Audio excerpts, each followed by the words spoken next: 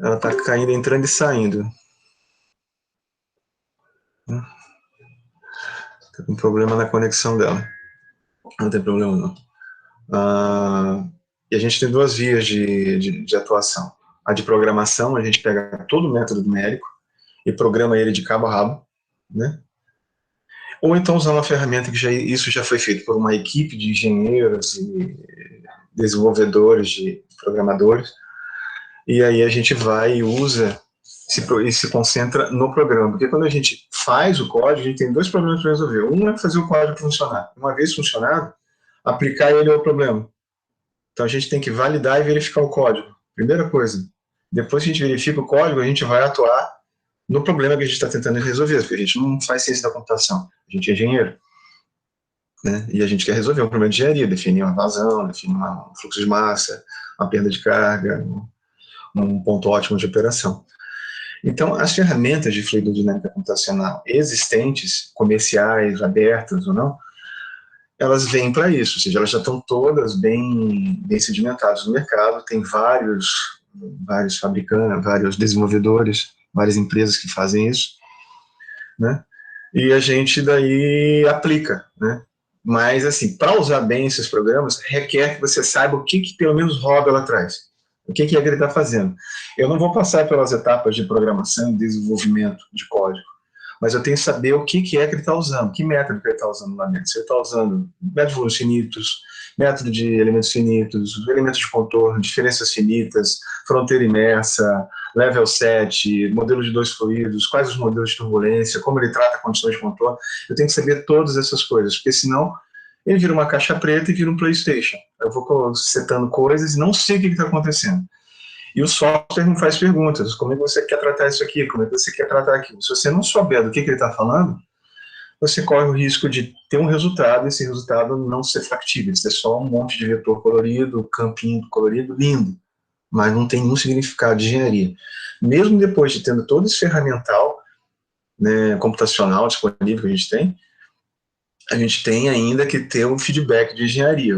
A pessoa que está na frente do computador tem que olhar para aquilo e dizer aquilo faz sentido físico ou não. Porque aquilo são modelos, e modelos modelam uma condição ideal, né?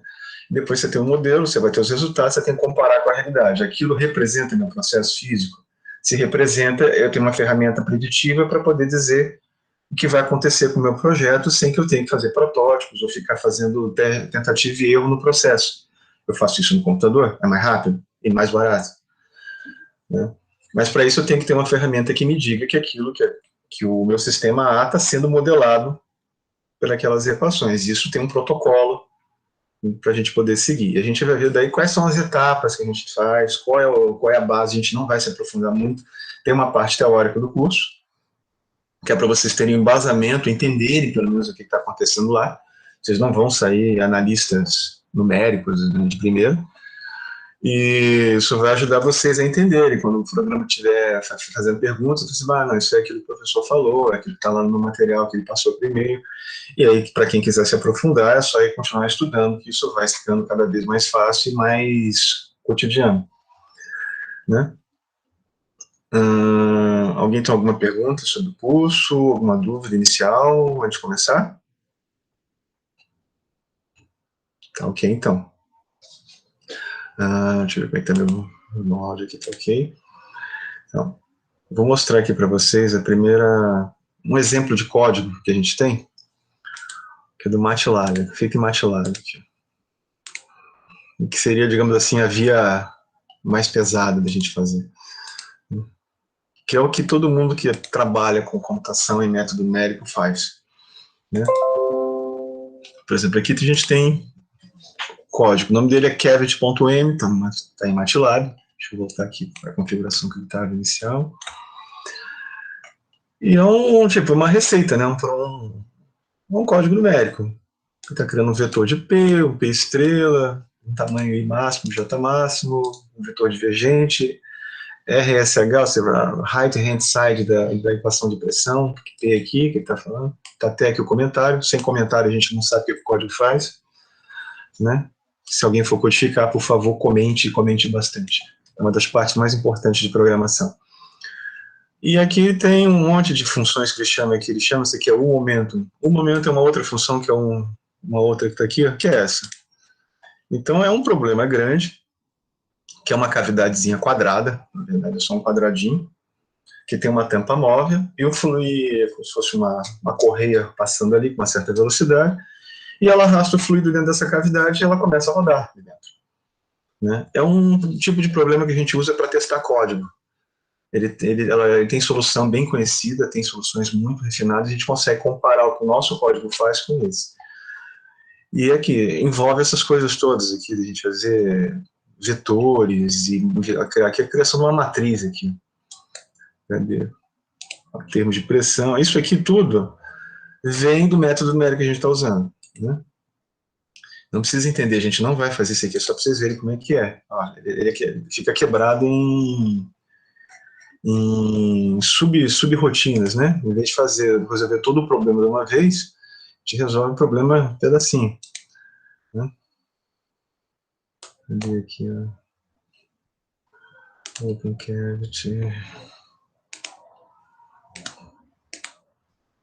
Ó, vou rodar ele aqui, ó.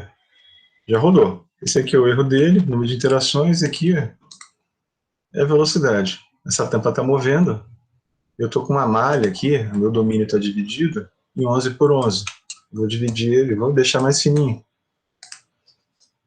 Vai demorar um pouquinho mais. Ó, demorou praticamente o dobro de interações, mas ficou mais suave o resultado. Basicamente é isso que a gente faz. Né? E claro, nem sempre ele funciona. Se eu aumentar a velocidade aqui, cadê o da tampa? Onde que estava esse parâmetro tampa?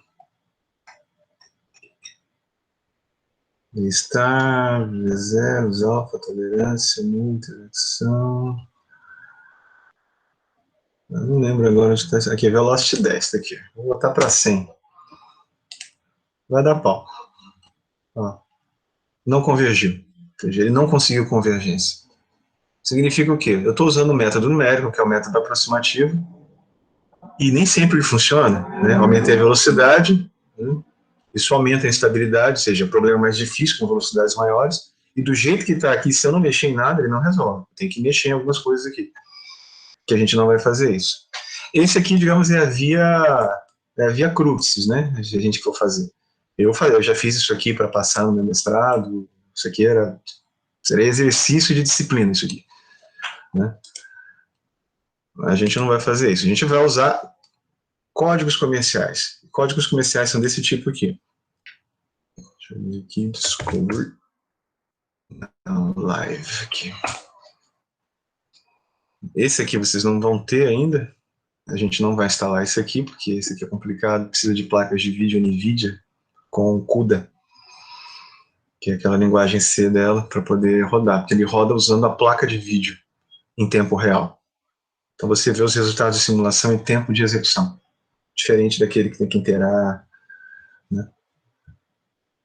E eles estão disponíveis gratuitamente com certas limitações. Deixa eu tentar inicializar minha placa de vídeo, deixa eu chamar lá, eu estou usando também algumas coisas dela.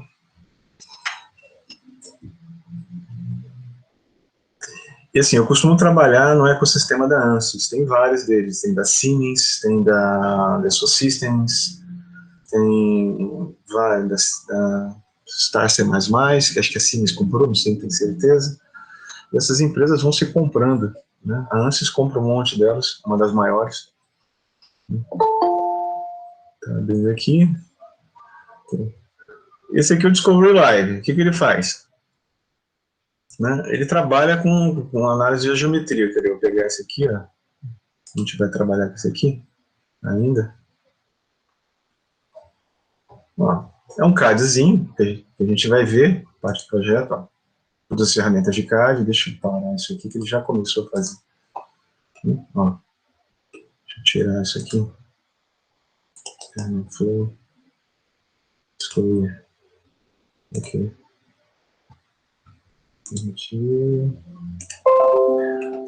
Tem lá, ó, uma geometriazinha que eu posso alterar ela do jeito que eu quiser, né? Ó, posso mexer nela, fazer alterações de projeto.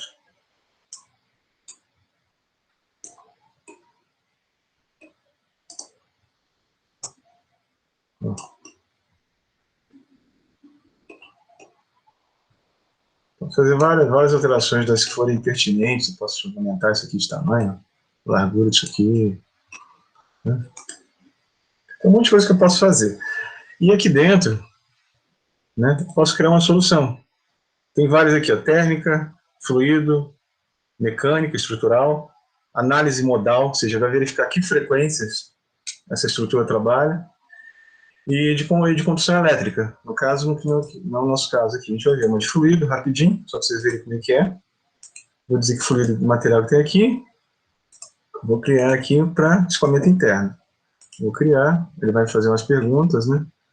Ele quer saber ferramentas aqui. Extração de volume. Porque isso que tem aqui não é o meu fluido. Isso aqui é só estrutura. Opa.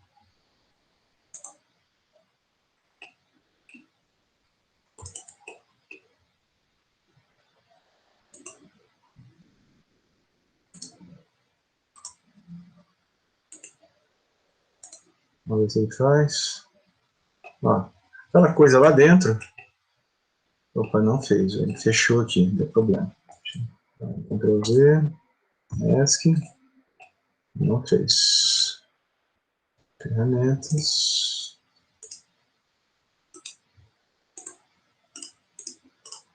Fluido interno. Criar. E vem aqui no ferramenta de invólucro.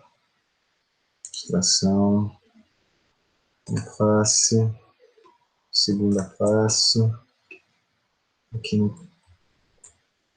não vai ter face, eu tirei a face por aqui. E agora uma face molhada. Agora ele fez. Só que ele fez uma coisa tosca aqui na frente por causa da geometria. Ele continuou fazendo isso aqui. Né? Não importa, ele faz ali, ele cria minha geometria. Deixa eu tirar esse volume daqui. Ó.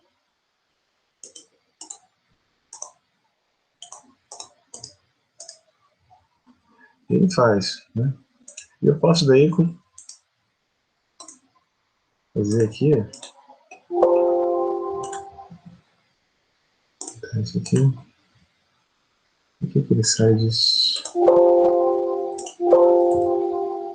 Alguma coisa dando mensagem aqui também.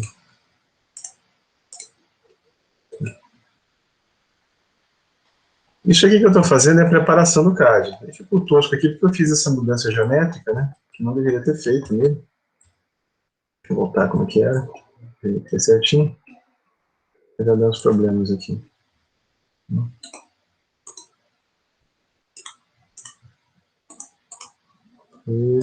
Água. Interno.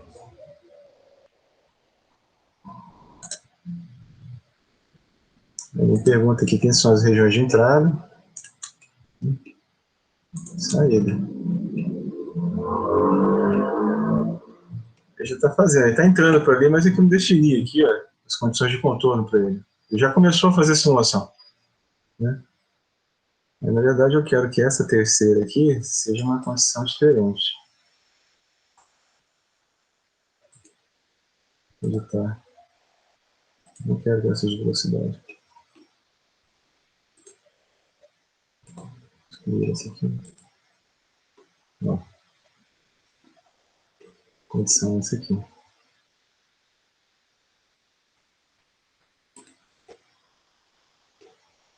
Eu posso cortar, ver o que está acontecendo lá dentro. Ver os meios de corrente. Ver partículas. Ele está fechado ali embaixo, tá? Eu excluí a condição. E ele está circulando ali dentro. Né? Eu tenho que adicionar aqui uma condição de contorno. A gente consegue ver isso em tempo real. Ó.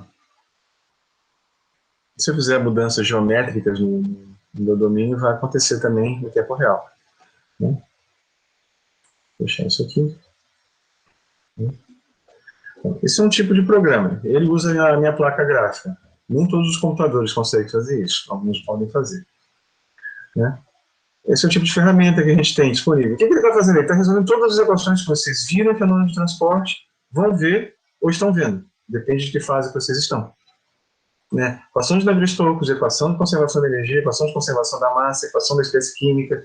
Isso a gente pode fazer acoplado a fenômenos estruturais, fenômenos térmicos, eletromagnéticos, reações químicas, e partículas, gotas, pó, poeira, tudo junto, mais de uma fase, água e óleo que mistura, mudança de fase com ebulição, cavitação, com malha que se deforma e não deforma, ou seja, o sólido ele sofre deformações devido às forças que atuam sobre ele, ou você tem partes móveis como hélices e turbinas.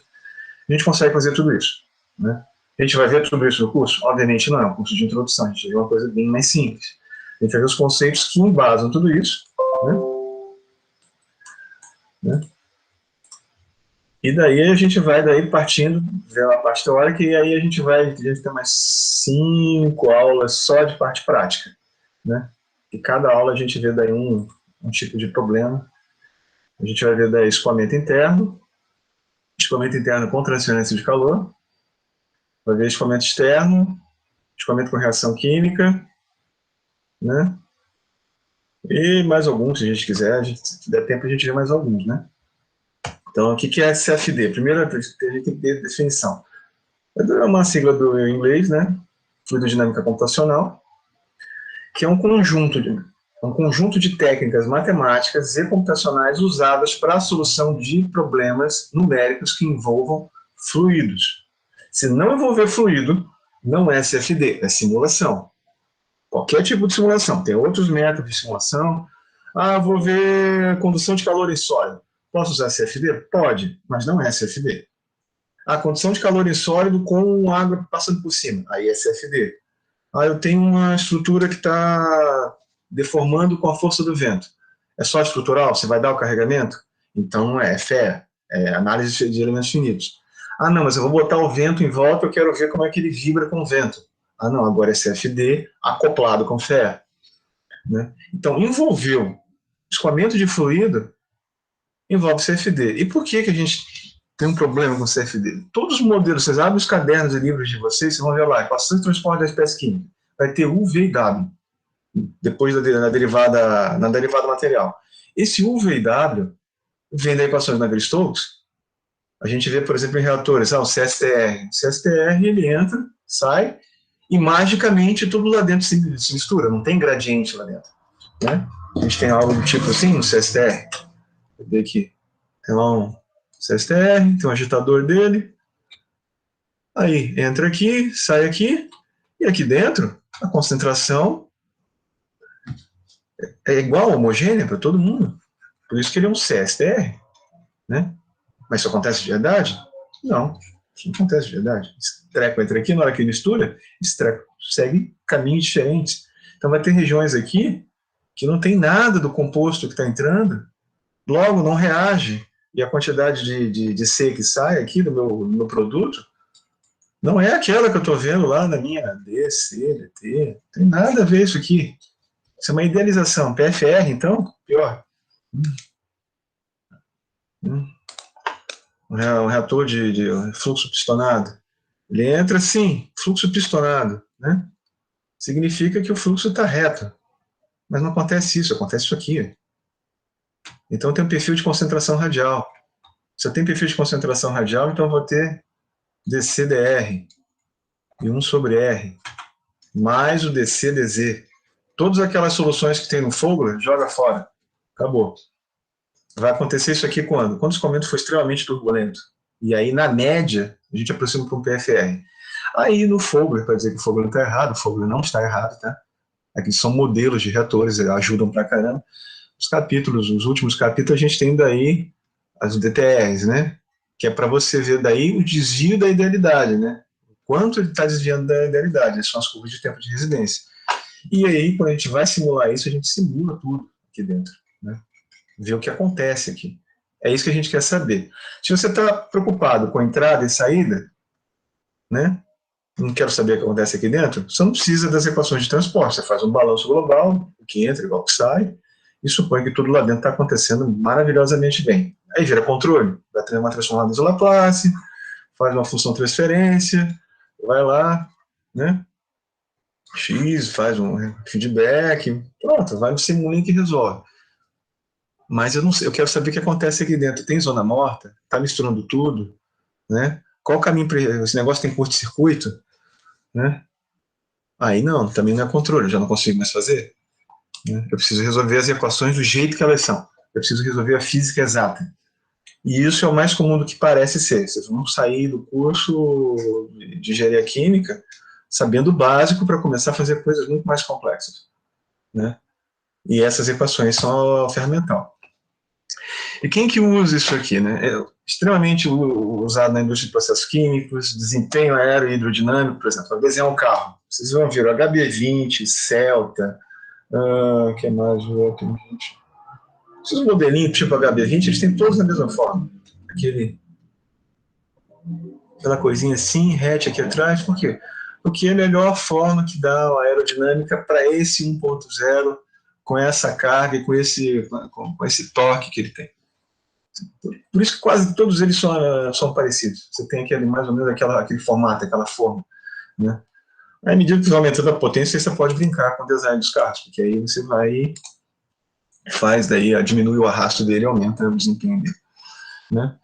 E a gente usa em reservatório de petróleo. A indústria petroquímica não existe sem simulação. Tá?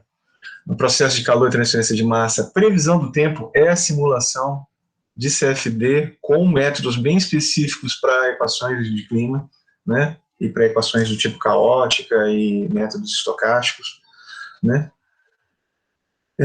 E também a gente usa efeitos especiais. Todos os efeitos especiais de jogo, PlayStation, Xbox, você vê um filme, está explodindo um vulcão, aquilo lá é CFD. Mas o jeito que eles resolvem é um jeito que é para dar o efeito visual. Não é para a gente saber, por exemplo, a tensão na parede. Isso é CFD. Mas as técnicas computacionais, as equações que estão sendo resolvidas são as mesmas. Né? E aí a gente vai dar Petrobras, a Shell, Marinha do Brasil, tipo aquele Angra 1 e Angra 2, CFD puro. Né? A Embraer, você vai trabalhar na Embraer, com certeza você vai fazer isso. Né? Na Asa, então, nem se fala. Indústria automobilística, farmacêutica, todas elas, siderurgia, instrumentos musicais, Yamaha, Gibson. Você quer fazer, por exemplo, a acústica do violão. A acústica envolve ondas de pressão no ar. É fluido, com estrutura.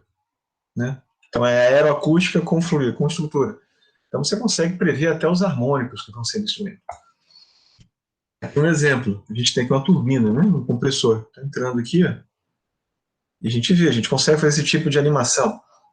Não dá para cortar o negócio e botar para funcionar. No máximo a gente vê aquelas coisinhas que estão lá no deck, lá embaixo, aquelas bombas cortadas. Funcionando não dá.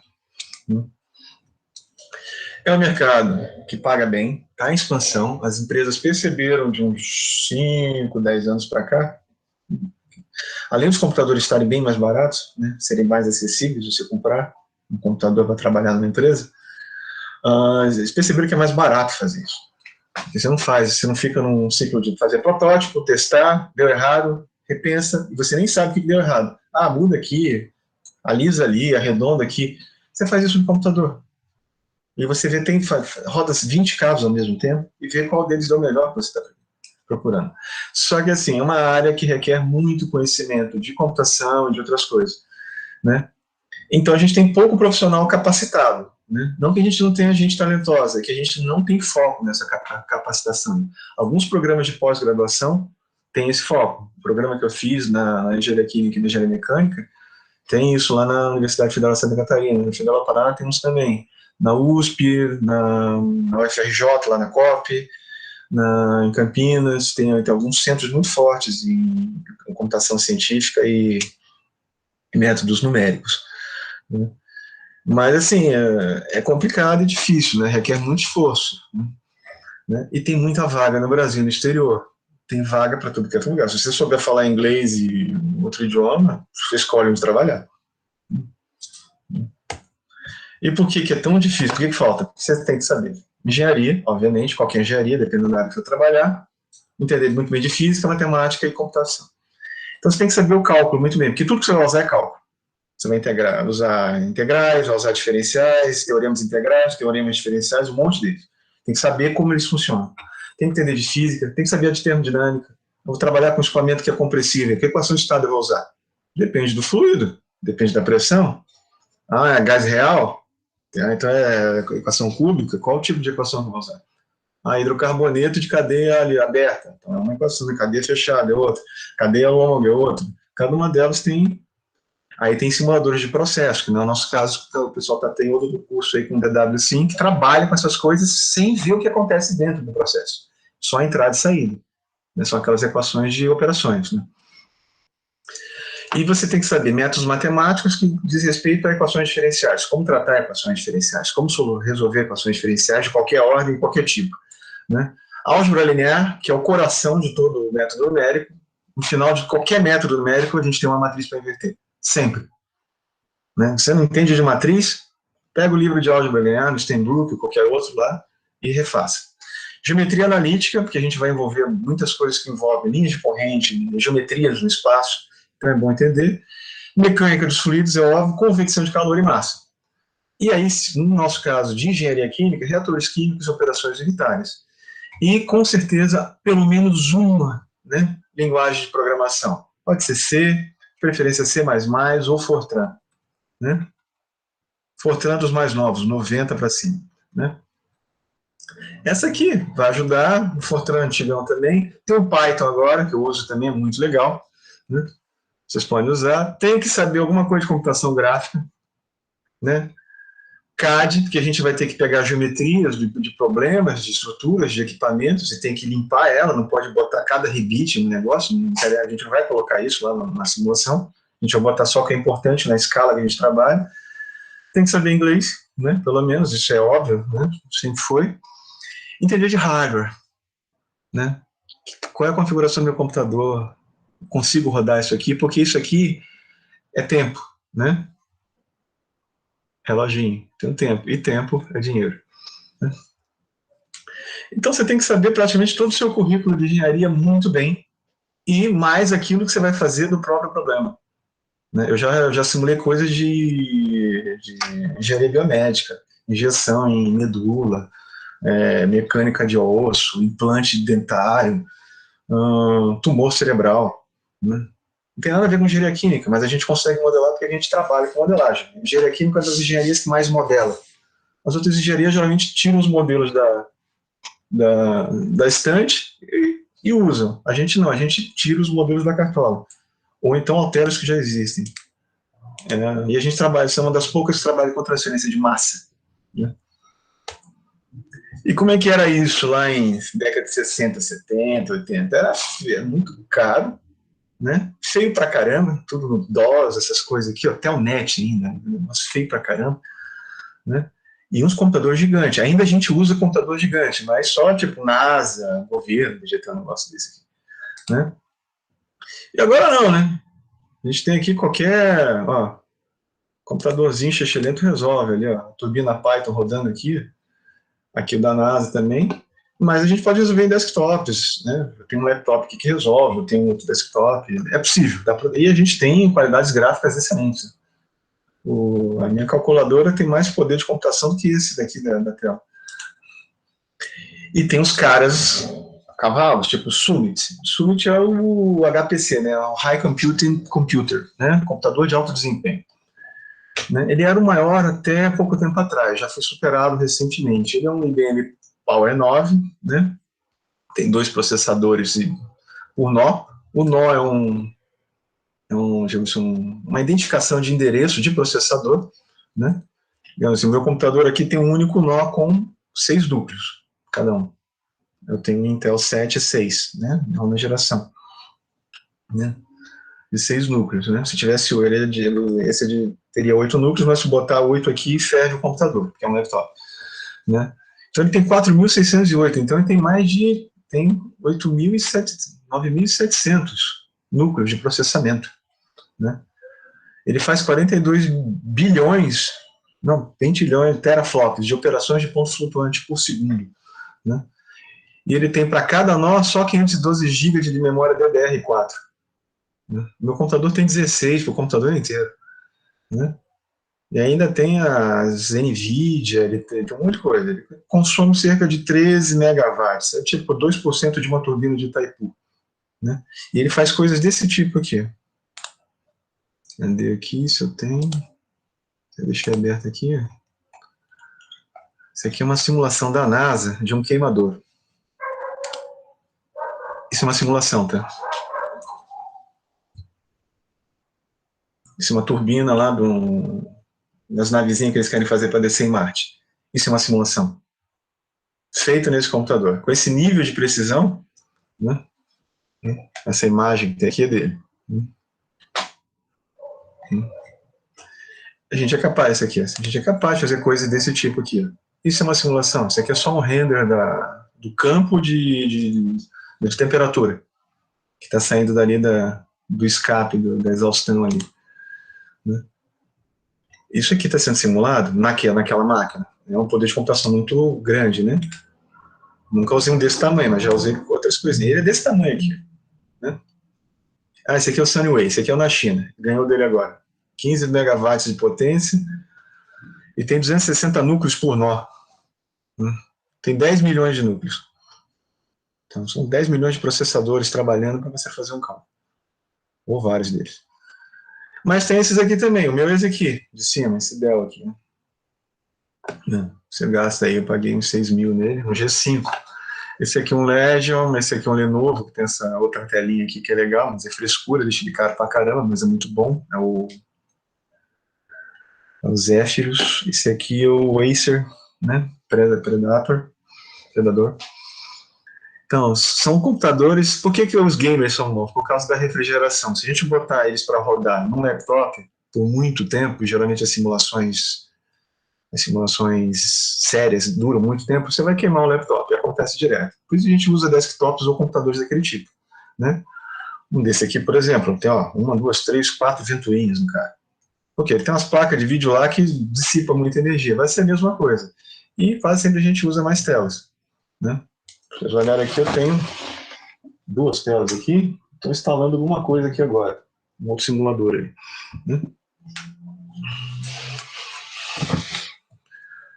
Por quê? Porque é difícil trabalhar numa tela só, você está olhando o CAD, então, mas é preciso disso para trabalhar com tudo isso, professor? Não, não precisa. Um laptop bom, né, você já consegue. Não um laptop para para office e internet, é um laptop para engenharia, não precisa ser um desses, mas ele precisa ter pelo menos um 8 GB de memória, tem espaço em HD, um processador razoável, aí você já consegue brincar. Para as coisas que a gente vai fazer no curso, roda tudo. São problemas pequenos, não são pesados. Mas os problemas sérios de engenharia, a gente pode ter workstations também, geralmente laboratórios de pesquisa a gente tem isso, ou empresas, e aqui dentro já são máquinas mais... São parecidíssimas com essas aqui, só que elas são voltadas realmente para alto desempenho sem frescura, né? Não tem aqui um monte de vizinho. Esse aqui é que eu usava lá em Santa Catarina, né? Esse aqui é a Isis, né? Esse é um SGI, um Silicon Graphics. Tem 512 na época que eu saí de lá. Esse aqui é a sala de ar-condicionado dele, porque se não tiver, o ar-condicionado é soprado de lá. Cada gaveta dessa aqui é um computador, você puxa ela sai ela de dentro, desse tamanho assim, parece 2 geladeiras de escola, né? Só que sem a escola. Aí ela puxa por aqui e faz um barulho danado. Se abrir essa porta aqui e deixar ele funcionando, você fica surdo. É vidro duplo, tudo isolado acusticamente. Né? E por que a gente usa CFD? Por que é tão importante? Porque a gente pode virtualmente simular qualquer processo físico. Né? Qualquer processo físico que envolva escoamento.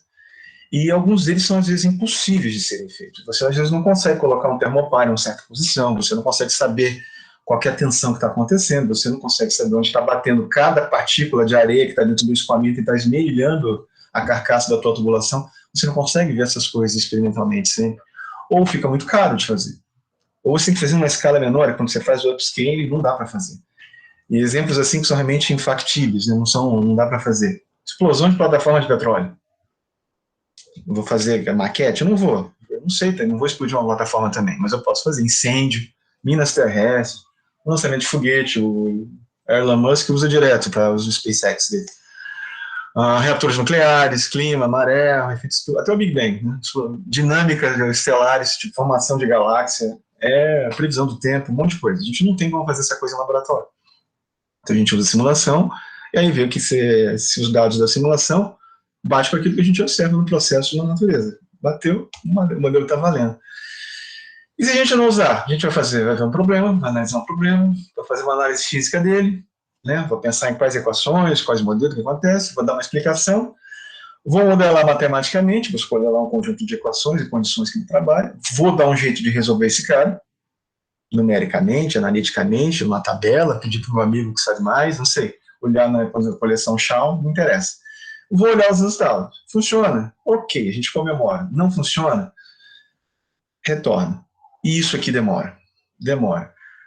Para CFD, vai mudar o ciclo? Não, mas o ciclo fica muito mais rápido. Né? Você não fica trabalhando à toa. Né? E nem sempre a gente tem essa etapa aqui. Ó. Essa etapa aqui, a solução do modelo, a gente consegue chegar muito fácil até aqui. Modelagem. Daqui para cima. Essa parte aqui, a solução do modelo, nem sempre existe. Ela é o calcanhar de Aquiles. Se eu tivesse sempre uma solução analítica, eu não precisava nem de computador. Mas não temos. Por exemplo, achar a raiz dessa equação. Qual que é o jeito mais tosco de achar isso? É o método Tabajara. Você chuta qualquer valor de x, deu zero, é raiz. Não deu zero, não é raiz. E você vai chutando. Vai chutando até achar. Vai demorar? Vai. Mas tem um cara que não reclama se ficar fazendo centenas de cálculos. O computador, então você programa esse processo lá e deixa de acertar. Né? Mas não é muito bom. Né? Então a gente vai usar métodos numéricos mais robustos, ou seja, eles vão encontrar essa solução sem ficar na tentativa e erro. Né? Então são técnicas assim que remontam desde Euler e Gauss, até bem antes. Na Índia antiga, China e Oriente Médio já tinha método numérico. Egito também já tinha método numérico. A gente tem vários deles aí, método da secante, Newton-Raphson, resíduos ponderados, aí cada um deles funciona de um jeito, e claro, a gente tem o Tabajara também. E o que a gente tem, assim, numa solução analítica? A gente tem um modelo qualquer, que é o nosso pulo do gato, né? Como que a gente vai quebrar esse ciclo de não sei fazer, ou não tem como fazer? Eu teria a minha solução analítica, que seria a minha y de x, que eu estou procurando, da minha equação diferencial de x aqui, é igual a minha f de x, que eu não sei qual que é, eu preciso resolver isso aqui. E ela vai me dar. Se eu tiver a solução disso, eu consigo ver aqui que o limite, eu teria essa aqui, uma solução exata e contínua.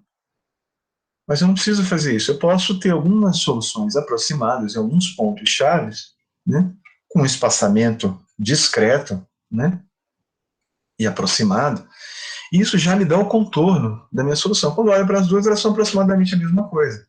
Isso aqui é fácil de se obter, mas é repetitivo, ou seja, é iterativo. Esse aqui ou é desconhecido ou é de difícil solução, dependendo. Navier-Stokes, por exemplo, ainda não foi provada que tem solução, nem que ela exista, né, analítica. É um dos problemas do milênio. Quem resolveu ganhar 1 milhão pelo Instituto Play? Né? Basicamente, o problema é esse. Você tem um modelo matemático qualquer, aqui uma diferencial de segunda ordem, ordinária, a coeficientes constantes.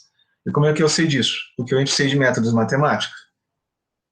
Tem métodos específicos para a solução dessa equação diferencial, analíticos. Mas nem sempre eu vou ter. Né? Nem sempre eu vou ter isso aqui. Né? Então eu vou ter uma derivada segunda aqui, uma derivada primeira, isso é igual a zero. Então a pergunta aqui, ó, qual é a função que quando eu derivo uma vez, somo com a segunda derivada me dá zero? Essa é a pergunta que se faz quando você resolve o modelo. Qual é a função? No caso é só uma y de x, podia ser uma t, temperatura, pressão, a velocidade, podia ser qualquer coisa disso. E aí o que eu vou fazer? Não sei resolver isso aqui, ou não tem como resolver, porque a equação aqui, por exemplo, tem um y de x aqui ao quadrado, lascou. Já não tem mais a solução que tinha. Né? Já ficou não linear. Né? Então, assim, eu vou pegar isso aqui, vou achar uma aproximação para ela, e vou converter esse conjunto de equações diferenciais contínuas e infinitesimais em um sistema algébrico de equações lineares, ou seja, um sistema matricial, uma matriz. E eu vou fazer a solução dele, aí eu encontro a solução é moleza, é só inverter a matriz, né? Y igual a matriz vezes o vetor de constantes B. Álgebra linear básica. Vocês veem aí na primeira série, né? Primeiro ano do curso. Mas a moleza, entre aspas, né? Porque as matrizes que a gente trabalha são de milhões por milhões. Não são de 3 por 3 ou 4 por 4. né? Então, por quê? Porque a gente geralmente tem problemas em 3D, vai variar x, y, z e transientes. Então a gente tem um problema no R4. Ou seja, são 4 variáveis independentes, x, y, z e tempo. Ou os 3 eixos em quaisquer sistema coordenado, né? E a matriz A é enorme, né? E a inversa é um negócio complicado, às vezes demora. Se você for usar os métodos clássicos, tipo eliminação gaussiana, você vai ficar um ano calculando uma matriz dessa. Tem jeitos mais inteligentes. E essas matrizes já são cheias de zero, um monte de zero. Elas são todas pipocadas. Aqui tem número, aqui não tem. Elas não são cheias. Então, elas ocupam uma memória notável e os métodos são complicados. Também, assim, se você fizer um problema, por exemplo, estou dando essa equação aqui, eu tenho que dar condições para ela. Tipo, quando x for igual a zero, qual o valor de y? Né? Quando x for igual a L, qual o valor de y? São as minhas condições de contorno. Ou seja, o que acontece nas fronteiras, né? Tem condições que se eu colocar aqui não funciona. Eu não encontro, ou seja, o problema está mal posto. A equação não fecha. Você disse assim, eu quero que o negócio esfrie até menos 100 Kelvin. Não vai esfriar, meu filho. 0 Kelvin é o limite.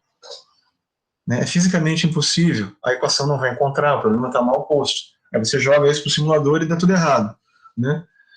Ou então assim, a solução nem existe. Aquele problema não tem solução mesmo, que está mal modelado. Então a gente vai ter que escalonar essas matrizes e vai usar muito esforço computacional, muito HD, RAM e processadores multicore.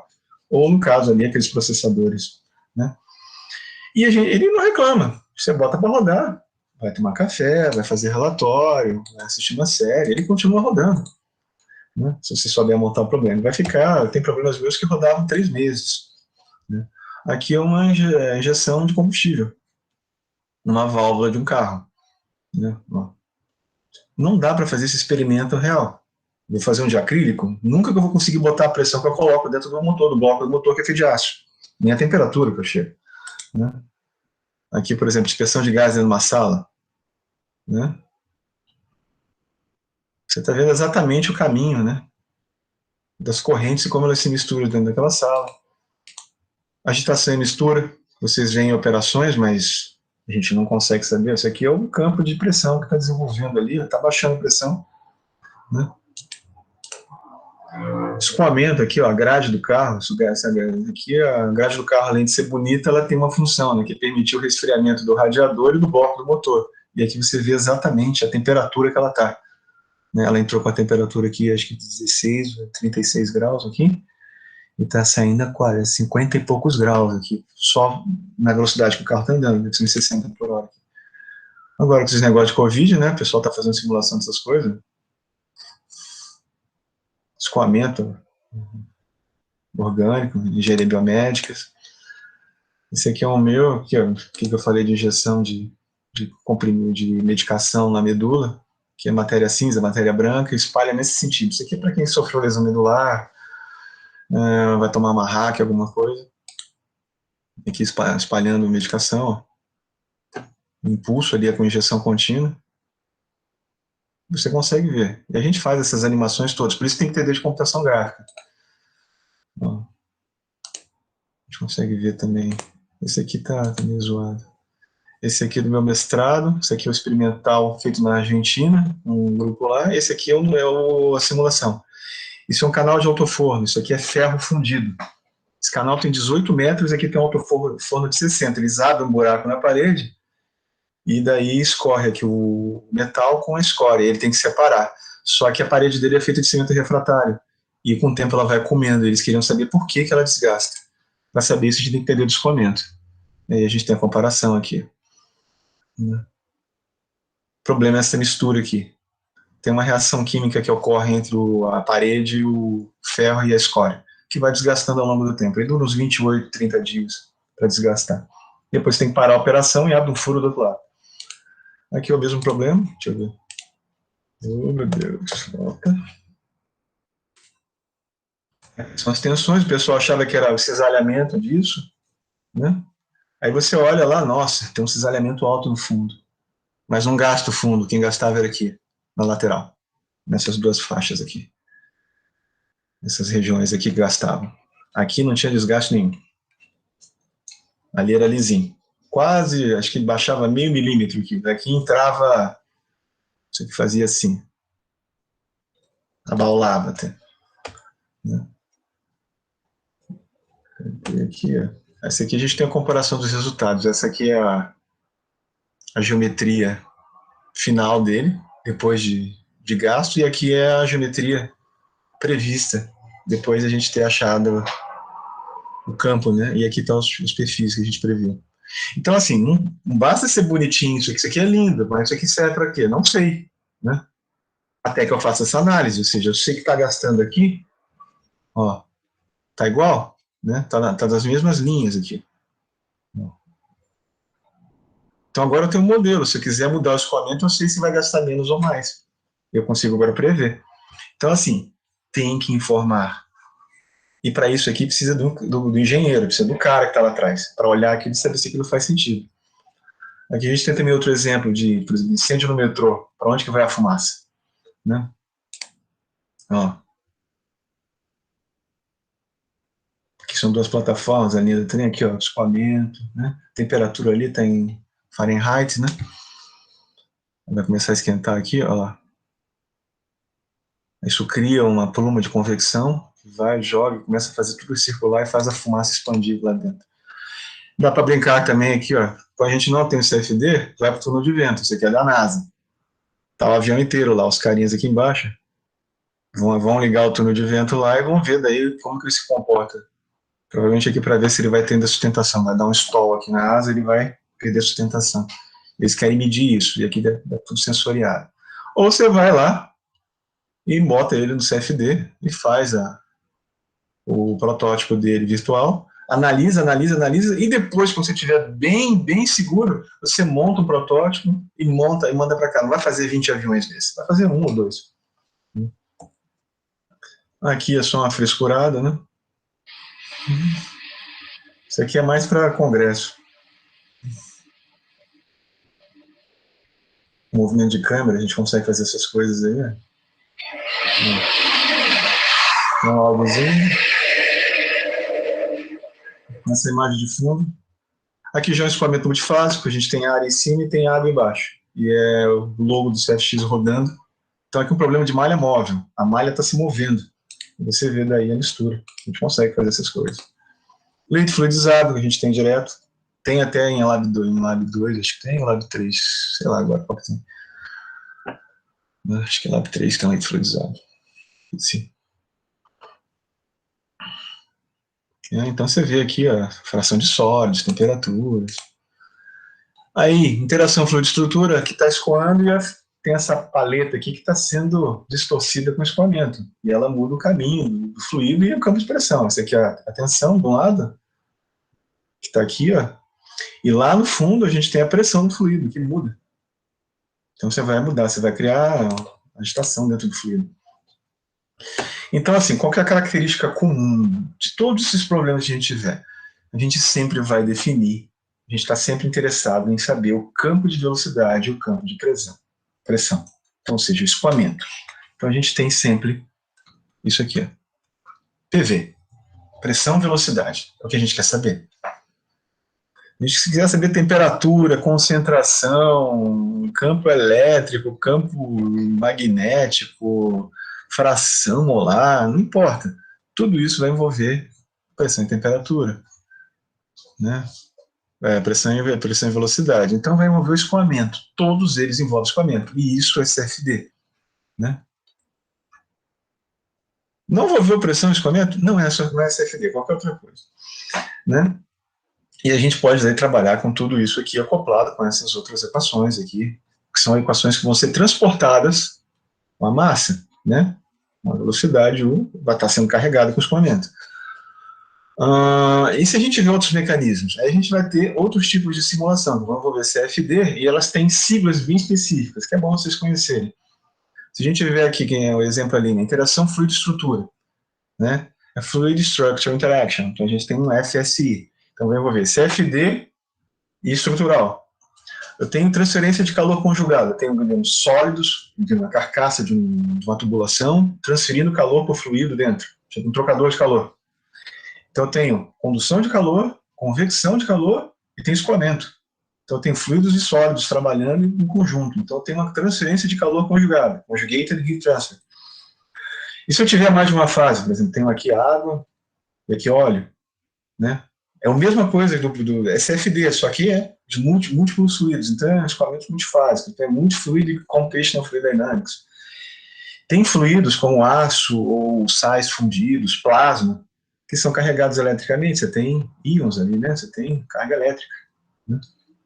Se você botar eles num campo, esses caras saem andando, né? Você consegue, aí você tem magnetro hidrodinâmica, NHD. Mas se não houver escoamento a se determinar, não é CFD, vai ser só estrutura, só transferência de calor e sólido, né? Ou só eletromagnético. Não vai envolver fluido. Se envolver fluido é CFD, né? E simuladores comerciais? O que a gente tem? Eles são robustos. A maioria deles é robusto. Tem uns aí que estão tentando ser robustos, mas tem cancha ainda para correr. E permite você a manter o foco no problema e não ficar, né, quase sempre, né, não ficar aqui codificando, né, tirar o foco da codificação, que vai dar um monte de problema. Bugs, você tem que fazer testes, os erros de programação, que são inerentes de um processo, né, e a gente foca no problema. Então a gente vai ter uma interface amigável também, fácil, né? Você coloca a geometria, aqui vai condição de contorno. Pós-processamento, você vai ter o controle da solução, você vai ter toda a parte, você vai ver como é que a solução está indo, como é que está o erro, está caindo, está aumentando. Ele vai te dando um relatório em tempo real, se você quiser, né? Você pode gerar planilha, relatório, animação, filmagem, até filmagem 3D, sabe? Aquelas, bota o óculos e sai da tela, né? Se você quiser. Né? E você consegue trabalhar com simulação em ritmo de linha de montagem. Essa é a vantagem. Tempo, né? Reloginho, né? E, novamente, dinheiro, né? Ou seja, você consegue fazer análises muito rápidas para problemas que você levaria muito tempo analisando, até experimentalmente. E em sequência, eu posso analisar 10 casos numa semana, ou num dia, dependendo do problema, né? Mas tem um processo para chegar nisso. O primeiro deles, esse aqui a gente chama de pipeline CFD, é identificação do problema. A gente precisa identificar o problema, né? O que é que eu vou resolver? Feito isso, eu defini o problema, eu vou agora pós-processar, vou pré-processar o problema. Vou definir qual é a geometria que eu vou trabalhar.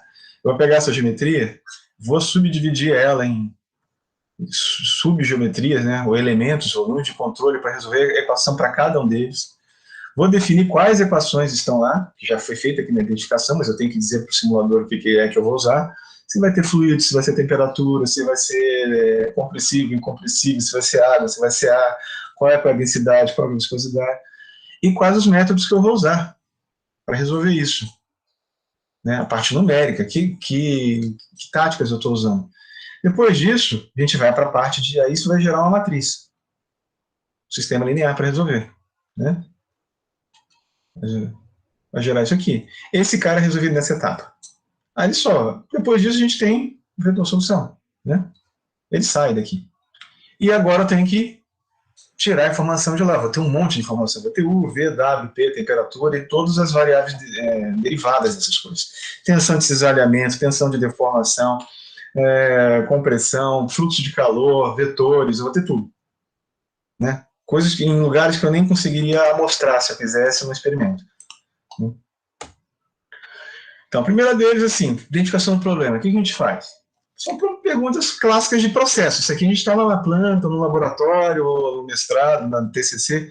Por exemplo, o que pode ser melhorado no processo? Pode ser resolvido esse problema? Né? Tem um jeito mais barato? Se tiver, qual é o jeito? E se eu mudar a vazão de entrada? E se eu mudar a velocidade de rotação? Se eu mudar o tamanho da voluta da bomba? Se eu trocar de válvula, se eu pegar um joelho de 90 e botar uma curva de suave de 90, o que acontece? Eu tenho uma noção, por exemplo, que uma curva vai diminuir, a curva de 90 vai diminuir a perda de carga, mas quanto?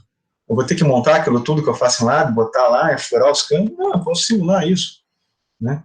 já ter um feedback, né, antes disso, e ter uma noção de o quanto isso vai acontecer, antes de sair gastando dinheiro e chegar para o meu chefe, ó, vamos fazer um experimento aqui, gastar aí uns 10 mil reais para depois chegar e não concluímos nada com isso. Você vai perder o emprego, né? Ou então vai chegar um rapazinho lá super animado que sabe fazer essas coisas, não, chefe, eu sei fazer. Ele vai pegar o seu emprego. Por exemplo, posso minimizar o arrasto aqui? Esse carro aqui é praticamente uma faca, né? Ó, aqueles carros de competição de velocidade. Tem 3 rodas, né? Você tem uma roda aqui atrás e uma de cada lado, né? Aqui, por exemplo, está misturando bem? Qual que é essa? Qual que é o formato legal do impelidor? Assim, né? Assim? Não sei, são perguntas. Esses dois aqui vão dar campos diferentes, pressões diferentes, vai até cavitar, né? Dependendo do caso. Vou ter perdas aqui, ó, tem torque aqui, vou ter que gastar uma potência nesse negócio, né? Qual é a potência que eu vou usar, né? Né?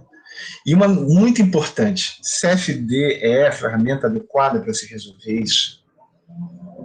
Às vezes não precisa usar CFD, eu posso usar tipo MATLAB, posso usar minha HP, posso usar uma tabela, posso usar um outro método muito mais simples, né? Necessariamente não preciso usar um canhão para matar uma barata. Eu pego a minha havaiana velha e bato nela. Mato, acabou. Então, tem que saber se essa é a ferramenta, né? Se é a ferramenta, então a gente usa, senão a gente parte para outras, né? Que envolve todo o universo CAI, que é Computer Aided Engineering, que não envolve só CFD, é um monte de ferramentas, a gente vai ver algumas delas aqui no nosso curso.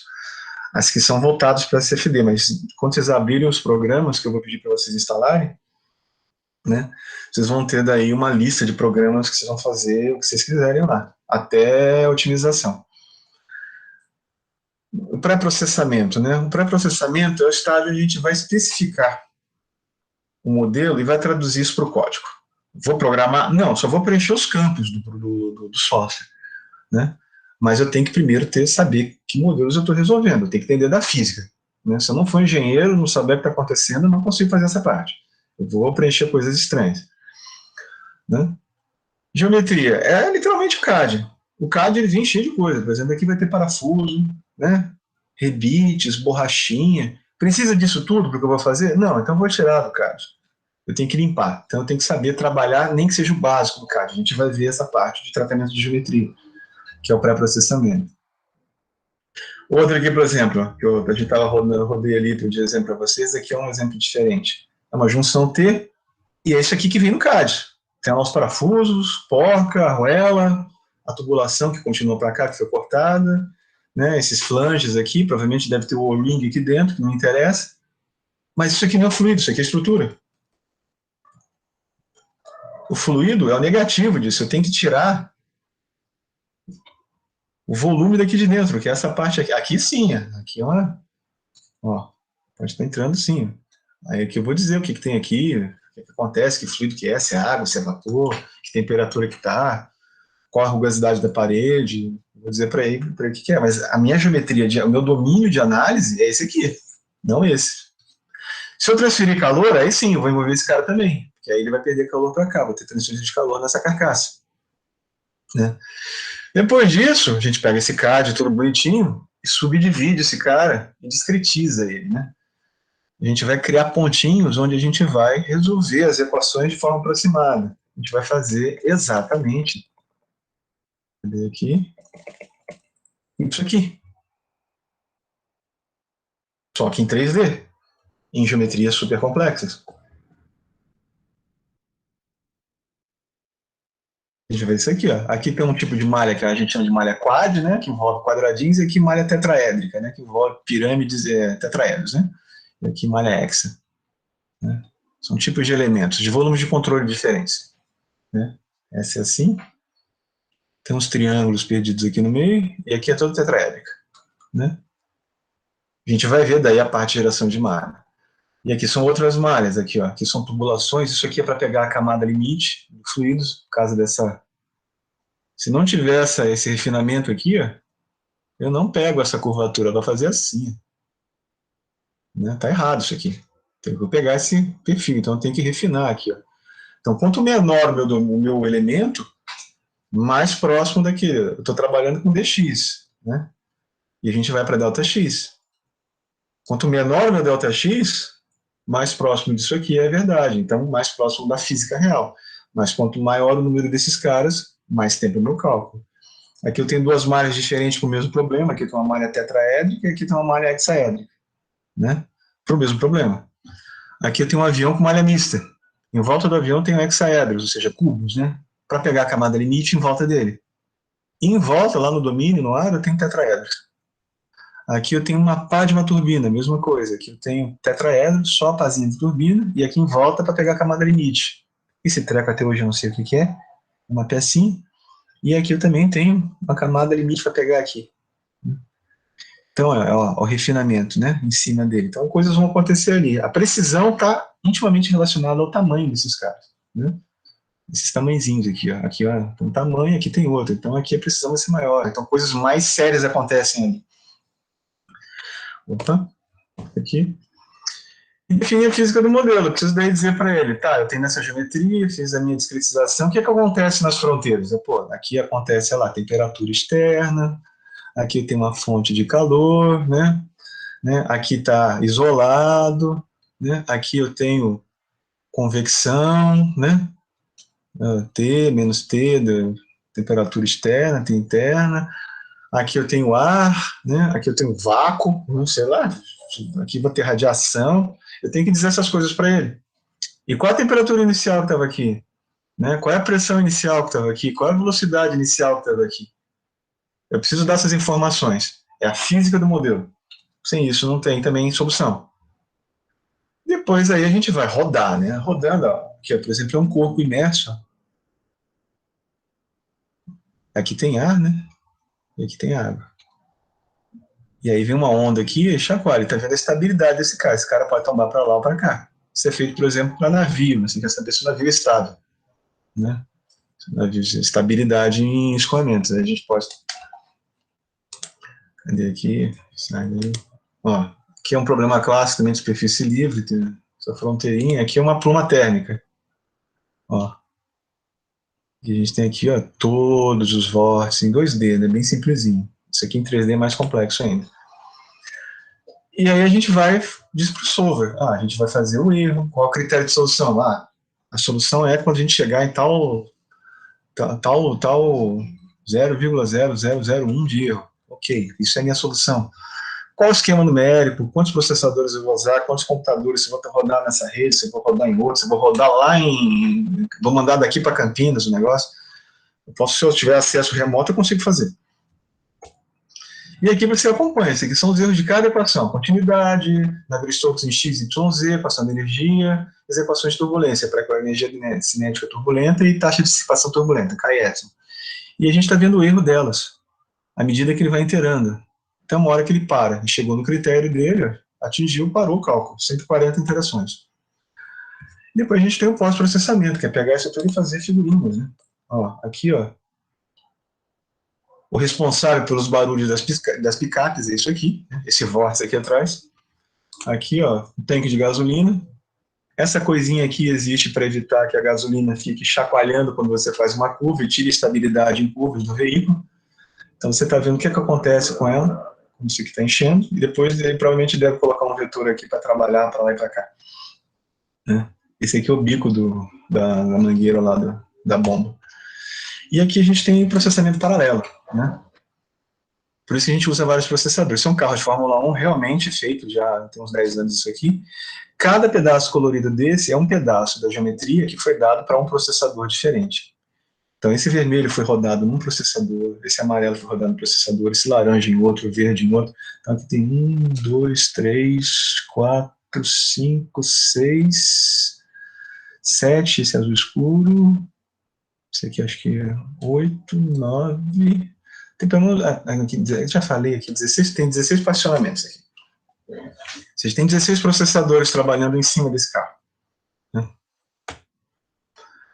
E aqui, ó, escoamento, aqui, ó, daquele negocinho lá que a gente está vendo, aquele farolzinho, que todos os vetores, deformação da lente com a temperatura e com a pressão, né, da lente do veículo, isso muda daí o índice de refração do vidro, que vai ter um efeito óptico na dispersão da luz do farol. Né? E aí, funcionou? Ok, fechou, não fechou? A gente faz melhoria e volta aqui, ó, update model. A gente vai fazendo, vai ajustando, extrapolação e muita paciência. Né? Que mesmo sendo rápido, dá trabalho. Né? Mas uma vez montado, a gente segue. Né? Deixa eu ver que hora a gente está aqui.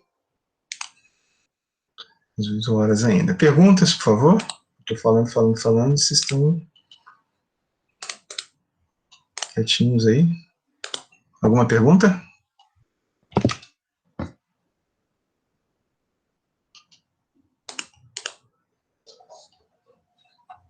Tá, ok.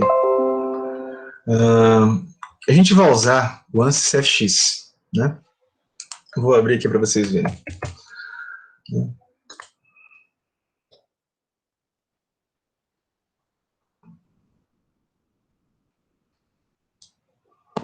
Vocês não precisam craquear isso, tá? Isso aqui vocês vou passar o endereço para vocês, vocês vão baixar e vão instalar.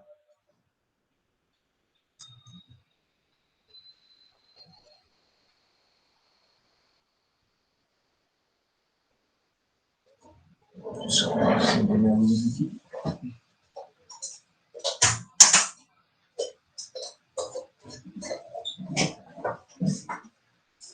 Então, essa aqui é a interface do ANSYS Workbench. O ANSYS Workbench é um programa da ANSYS que deixa todos os programas que ela tem de simulação juntos. Na verdade, todos os programas dela estão aqui na pasta de instalação e são toda essa lista gigante aqui. E tem mais deles, porque essa aqui é a versão estudantil gratuita. A versão comercial e acadêmica tem bem mais coisas. Né? Então, cada coisa disso aqui, ó, são tipos de análise. Ó, acoplamento de campos estáticos, acatamento de campo transiente, design, isso aqui é análise de alto valor, campo elétrico, dinâmica explícita é quando a gente tem colisão, explosão, fluid flow, aí tem aqui alguns simuladores de fluido, tem o polyflow, que geralmente é para moldagem por sopro, tem o fluid flow do polyflow para extrusão, que é para daí moldes e coisas do tipo, ele prevê até a expansão da peça, do molde, o CFX que a gente vai usar, o ANSYS Fluent também, que é muito bom, é lindo também de usar, mas não dá para a gente focar nos dois. O polyflow genérico, aí dá para fazer harmônico acústico, resposta harmônica, difração hidrodinâmica em água, isso é para sonar. Né? Resposta hidrodinâmica, tem aqui parte só para combustão interna, IC engine, né? Ou seja, combustão interna de motores, magnetostática, análise modal, acústica modal, vibração randômica, resposta de espectral, dinâmica de corpo rígido, acústica estática, transiente térmico, aqui é quase tudo. Otimização topológica é um negócio louco. Você pega uma peça qualquer e ele vai retirando o material até ela ficar do jeito que, digamos assim, você quer maximizar a resistência mecânica dela. Você dá a peça do jeito que você projetou e coloca o carregamento. Ele vai fazendo, vai retirando o material, ele fica orgânico, assim, com umas formas, e economiza 80%, 70% de material. E aqui tem os programas separadinhos aqui, né? Vou abrir um aqui que eu já tenha feito, que a gente vai dos nossos, ó, na aula 11. Foi a última que eu fiz aqui. Ah, não, esse aqui já tá, esse aqui não. Vou aula 10, então, exemplo 2, deixa eu ver.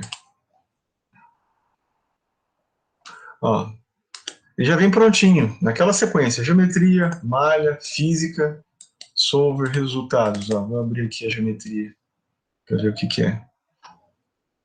Aí cada vez que eu clico nisso, ele me abre um programa específico. E eu consigo daí acoplar essas coisas a vários deles. Eu posso pegar um outro aqui, está abrindo agora.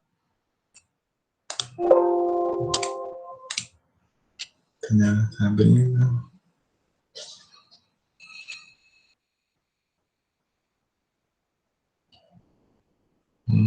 Deu uma distância não definida. Vai. Ah, tá aqui, abriu. Aqui, ó. Uma sala inteira de ar-condicionado. E aqui estão os lugares aqui já definidos, onde eu vou colocar a condição de contorno. Entrada de ar-condicionado, a janela que vai ter calor e convecção, a porta que está aberta vai poder entrar e sair com uma certa temperatura, as ventoinhas de saída lá, a exaustão do computador, o calor de cada pessoa que ela tá exalando ali, a puxada de ar, né, dos computadores, também eles puxam ar, então eles são fontes de calor nessa sala, né. Isso aqui é só a geometria, toda a preparação dela. Aqui tem tá toda a geometria aqui, essas três aqui estão desabilitadas, porque eu não vou usar as pessoas em si, eu vou usar só a parte oca, né, elas eu não vou usar.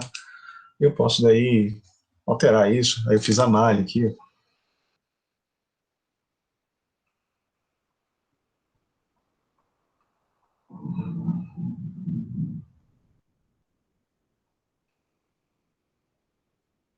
Tem que esperar ele abrir, né? Quando vocês abrirem a primeira vez, o firewall do Windows vai pedir permissão, então sempre deem permissão. Tá? Enquanto ele está abrindo ali, eu vou passar para vocês aqui a página da ANSYS.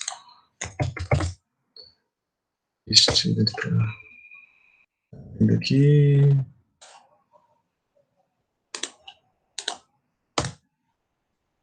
Deixa eu abrir aqui.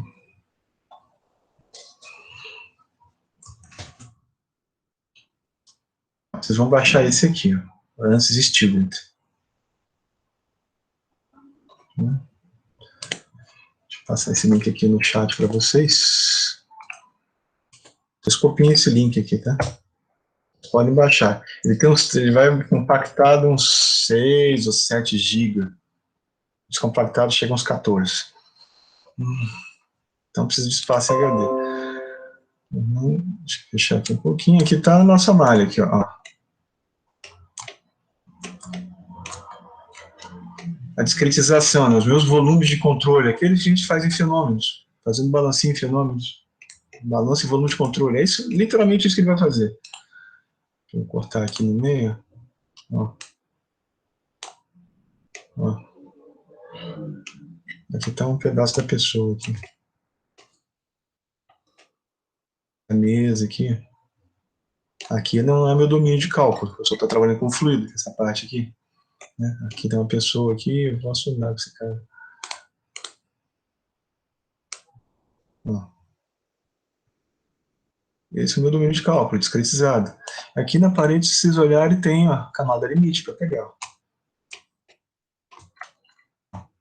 Isso aqui é para pegar a camada limite, para pegar a transferência de calor da janela. Né? No chão já não tem, não tô preocupado com o chão. Né? Aí vai fazer um negócio desse tipo. Né? Se essa malha tá boa ou não, a gente tem que estudar isso aí, fazer várias delas. Né? Aí vai para a parte de, ó, agora física. Aí vai abrir o pré-processador. Tá abrindo aqui, ó, Starting 7x pré.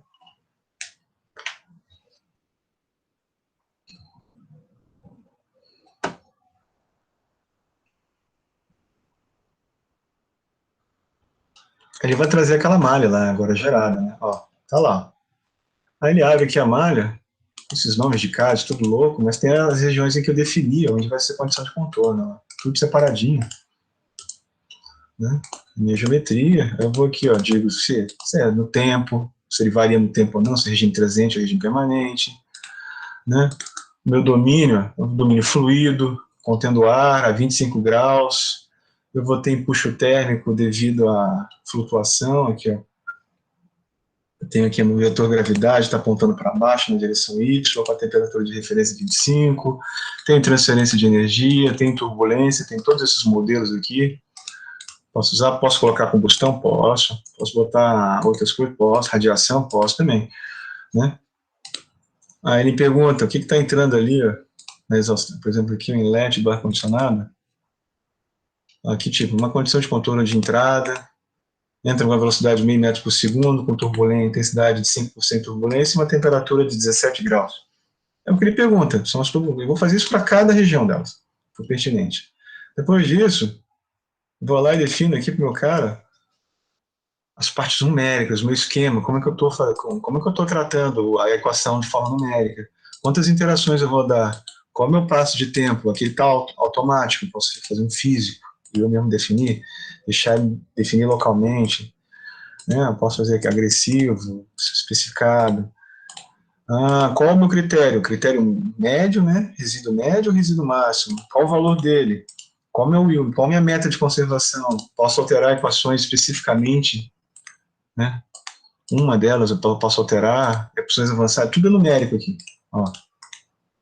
Ó, esquema Richaud de pressão, com acoplamento de quarta ordem, segunda ordem, alta resolução. São coisas que a gente vai ver.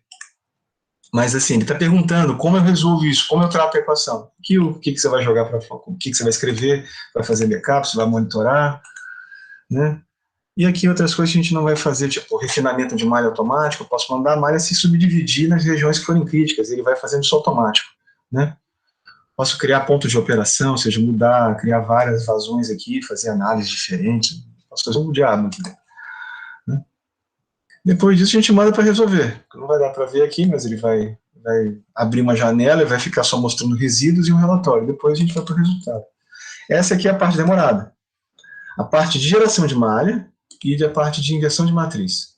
São as partes mais demoradas. A malha, porque ela custa a fazer, ela demora. E aqui está o... Eu mudei minha interface gráfica aqui. Não tem mais bonito. Ele já está pronto, né? Tudo que eu fiz já está salvo, não preciso fazer de novo.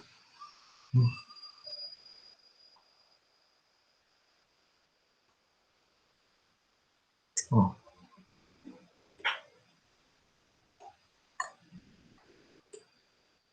Tá ali todas as minhas linhas de corrente, né?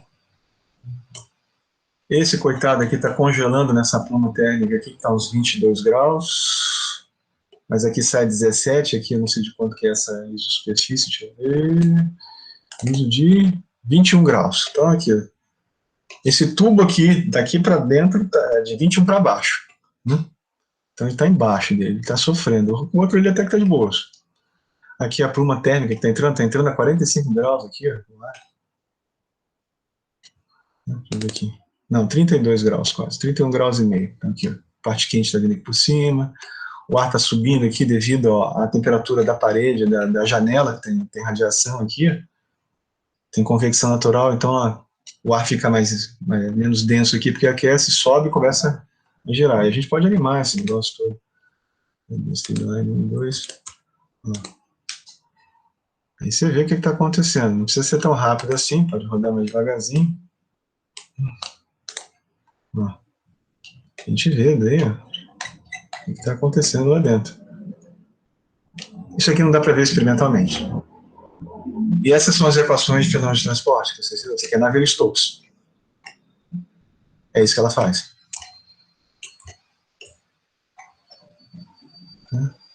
E a gente faz um monte de coisa, cadê? Tabela, gráficos, posso exportar, fazer comentário, fazer relatório, um monte de coisa legal dá para fazer, né? Se eu quiser, eu posso pegar um outro aqui, ó, vou rodar com Fluent. Um outro caso, mas eu vou pegar a malha que veio do Fluent aqui e vou jogar para cá, ó. Vou pegar o mesmo caso e rodar em outro simulador. Eu não posso fazer isso. Depois eu posso pegar, cadê aqui, ó, os resultados. Eu vou fazer os resultados todos juntos. Vou pegar o resultado daqui, opa, e o resultado desse eu vou comparar e ver o que dá. É para isso que serve. Ele vai montando para a gente, né? Aí eu dou um update aqui, se eu tivesse aqui já pronto, é que ele está impedindo a atualização, né? Eu tenho que fazer o setup dele, coisa que eu não vou fazer.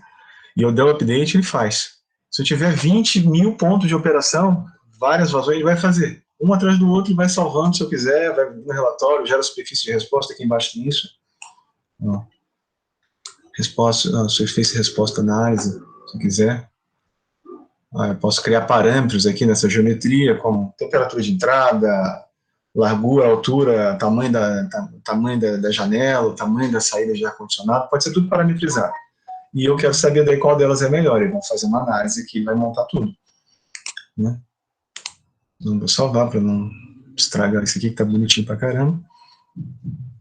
E esse tipo de coisa a gente vai fazer, né, ao longo do curso, né? Então aqui, o CFX. Primeiro que a gente vai ver quem que é o CFX, né? A gente tem ainda 20 minutos, ainda meia hora ainda. O CFX ele foi comprado pela ANSYS. A ANSYS, inicialmente, fazia só estrutural mecânico, lá na década de 70, e ele era o antigo TaskFlow, o código dele inicial. Depois ele virou o CX, que era da EA Technology, e foi comprado pela ANSYS. E ficou ele batendo de frente com a Fluent, que era uma outra empresa que tinha um código fantástico também. E de 5 anos para cá, ou mais, eu acho, deixa eu ver, acho que 2000, não, tem mais, 6 anos para cá, a Fluent foi comprada pela ANSYS, né? E aí acabou a concorrência, né? Então agora eles estão focando o CFX para turbomáquinas e o Fluent mais para uso genérico, né? Mas os dois trabalham iguais e o CFX é mais fácil de usar em algumas coisas, né? E assim, em cada versão você vai ter modelos novos, né? Ele vai adicionando novos modelos, né? Novas features. Ele é muito robusto, ele é um tanque de guerra numérico, né? E ele é bem fácil de usar, a interface dele é bem inteligente. Ele é dividido em 3, né, que é o pré-processador, que é aquele que eu mostrei que a gente coloca a malha e bota os parâmetros da simulação, o solver, que realmente efetua a solução e acompanha essa solução, e o CFX Post, que não é mais CFX Post, é Post para todo mundo. Ele perdeu essa parte aqui do Post, né, é só Post agora, ele faz pós-processamento de todos os programas da ANSYS, né, ele foi pegado, mas tem outros programas, tem uma Insight também que não está aqui, o TechPlot, são outros programas que trabalham muito bem também para View e Field View. São todos programas de pós-processamento científico, para ver dados em vários formatos, formato VTK, CGNS, né, matrizes. Aí tem um launcher dele, a gente não vai trabalhar com ele standalone, então não tem problema, mas seria isso aqui, né, são essas... Tem o Turbo Grid também, que é para ferramenta especificamente para turbomáquinas. Então, que a gente viu ali, né, a parte de fazer o setup físico. Esse aqui é o solver. A gente faz o acompanhamento aqui, ó, as equações de conservação de momento de massa, turbulência e transferência de calor. A gente está vendo aqui o que está acontecendo com elas. Aqui, ó, meu computador, estou rodando serial, não estou rodando paralelo, estou usando um único núcleo, né? Podia rodar em vários núcleos, mas não precisava, né? Interpolação, um monte de coisa que a gente controla daí. Depois pós-processo. Essa aqui é a parte mais divertida dele, né? E a geração de malha, né? A geração de malha é um processo que a gente tem um projeto completo, então a gente vai ter a geometria, que vai ser feita antes, a gente vai limpá-la todinho, né? Vai fazer tudo aqui, vai pegar essa geometria, vai criar ou importar essa geometria, vai limpar ou reparar ela, né? Tirar os defeitos e deixá-la do jeito que a gente precisa, vai construir os domínios, vai setar os domínios de malha, tamanho de elemento, tem camada limite, se o elemento é tetraédrico, se o elemento é hexaédrico, se é malha mista, se é malha estrudada, se é malha blocada, se é malha vamia, um monte de jeito de fazer, tem um monte de técnica. Gera malha, faz o diagnóstico, verifica a métrica dessa malha, os triângulos estão muito fechados, estão muito abertos, os quadrados estão tortos, né? Se estiver muito torto, não funciona, vai dar problema. E feito isso, exporta para o solver, ou seja, para o pré-processador. Mas envolve todas essas etapas aqui. Mas isso aqui é quase semi-automático, né? Então, essa primeira parte aqui é toda do CAD, mas pode ser também do gerador de malha, tá? A gente pode fazer operações de reparar, mas é ideal que seja feito no CAD. E essa parte aqui é do gerador de malha, que também dá para fazer no CAD. Então, a gente tem duas, a gente pode trabalhar no mesmo programa fazendo as duas coisas. Mas o CAD é melhor com geometria, o gerador de malha é melhor com malha. E o solver, o que a gente faz, né? A gente vai mandar depois, ele vai fazer a discretização e a solução algébrica. Depois a gente define o que é o problema, ele vai pegar as equações todas e vai transformar essas equações de uma forma discreta, ou seja, equações algébricas, né? E vai daí montar um sistema. Desse tipo aqui, a gente tem equação de conservação da massa, Navier-Stokes, e aqui uma propriedade φ qualquer, né? Esse S aqui é a fonte que gera, por exemplo, reação química. Vamos supor que fosse concentração, aqui coeficiente de fusão, etc. Então, o problema de Navier-Stokes está nesse cara aqui. Ó. A gente tem um produto de U por U, tem uma não linearidade. Por isso que ela é difícil de resolver, e tem a pressão aqui dentro dela, que tem que ser definida, né? E a gente geralmente usa a equação da conservação da massa para escoamentos incompressíveis e a equação de estado para escoamentos compressíveis. Mas a gente não vai ver isso, não. A gente tem que resolver um sistema desse tipo. Para isso, a gente vai ter que integrar essas equações nos volumes de controle. Eu vou integrá-las todinhas, né? Então, aqui eu tenho uma integral de volume, integral de superfície, integral de volume, integral de superfície, integral de superfície, integral de superfície, integral de volume, integral de volume, integral de superfície. Eu não consigo somar isso tudo, né? que eu estou querendo saber? Eu estou querendo saber o que está entrando e saindo lá do meu volume de controle, né? Volume de controle fixo. Tipo isso aqui, ó. Eu vou integrar ele ao longo disso aqui, ó. Nessas fronteiras aqui, para saber o que entra e o que sai, ou seja, se eu somar todos os fluxos aqui, ó, né? Todos os fluxos, isso deve ser igual à variação do que eu estou procurando lá dentro, no tempo. Dentro do volume, né? Dentro do volume, ou seja, dentro desse volume aqui. Por isso que eu vou integrar também, porque tem coisas que acontecem aqui, tipo uma reação química, né? Pode acontecer uma reação ali dentro, ela é volumétrica, então tem que fazer integrar de volume. E aqui são coisas que atravessam a superfície dele, entram e saem. Tem que ter integrar de superfície, né? E esses aqui são os elementos da malha que a gente faz. Ó. Então, nó, tem um elemento, o volume de controle aqui está sendo montado em volta desse nó, mas eu podia montar ele inteiro aqui, ó. Podia ser esse, o elemento podia ser o próprio volume de controle, isso depende da formulação. A formulação do CFX é essa, ele monta em volta do nó. Do Fluent ele monta no elemento. Mas não precisa se preocupar com isso agora não. Então o que ele faz? Ele pega os elementos, tem esses arestas, nós e elementos, né? Acha o baricentro do cara, subdivide ele e monta um subvoluminho de controle. E faz um cálculo aqui. O que entra e que sai. Deixa lá, guarda isso. Deixa lá guardadinho. Faz o mesmo para esse, guarda lá. Faz o mesmo para esse, guarda lá. Faz o balanço desse também, guarda lá. Depois ele soma todo mundo. Isso aqui é igual, né, a variação desse cara todo, que é o volume de controle. Isso em 2D, tá? Isso aqui em 3D fica parecendo uma abóbora, né? E onde ele faz essa integração? Nessa facezinha aqui. Aqui, né? Eu peguei esse cara, trouxe para cá, que é nesse ponto de integração, que é P1, né? Aqui são os nós, né? Nó 1, nó 2, nó 3, nó 4. Isso com um elemento quadrilateral. Se for triangular, vai fazer assim, né? Tem outros elementos, tá? Não são esses, tem o poliedro, que é assim também. Aí tem um monte de elemento. Então, assim, o que tem que fazer? Ele quer representar, ele tem um elemento qualquer, ele tem valores aqui, ó, valores, vai conhecer os valores de φ, de u, de p desse cara, qualquer variável ele sabe aqui, sei lá, vale 1, aqui vale 2, aqui, sei lá, vale 10, aqui vale 20. E ele quer aproximar, tipo, digamos, qual é o meu valor aqui. Aí ele vai criar uma aproximação baseada nesses valores nodais, para tudo isso aqui, para qualquer posição. No caso, ele vai fazer nessas posições específicas, porque são as fronteiras do volume de controle. Aí ele consegue definir o quanto entra e quanto sai de cada coisa. Só que isso aqui tem um tamanho, né? Aqui tem um ΔY, e aqui tem um ΔX. Então isso é discreto, isso aqui é aproximadamente igual, a integral disso aqui é um somatório, na verdade, né? Não vai ser uma integral contínua, vai ser uma soma discreta de valores, né? O valor que entra aqui, o valor que entra aqui. Se esse cara aqui tender a zero, aí sim, isso aqui se converte numa integral exata. Mas não é o caso, a gente vai ver. Né? E a gente vai ter literalmente isso aqui, ó. Isso aqui é o quê? A equação da massa. A gente tinha isso aqui, ó. Dρ dt é Δρ dt. ΔT. Somatório de todos os ρ, de todos os fluxos de massa que passam pelaquela área ΔN. É o que a gente faria se a gente tivesse feito balanço de volume de controle, né? Entra que sai, né? Entrou aqui. Isso tudo tem que ser igual a zero, ou seja, tem que conservar. Isso aqui significa tempo anterior, né? Aqui próximo tempo. Aqui isso aqui não devia estar aqui. Isso aqui está errado. Mesma coisa para a quantidade de movimento.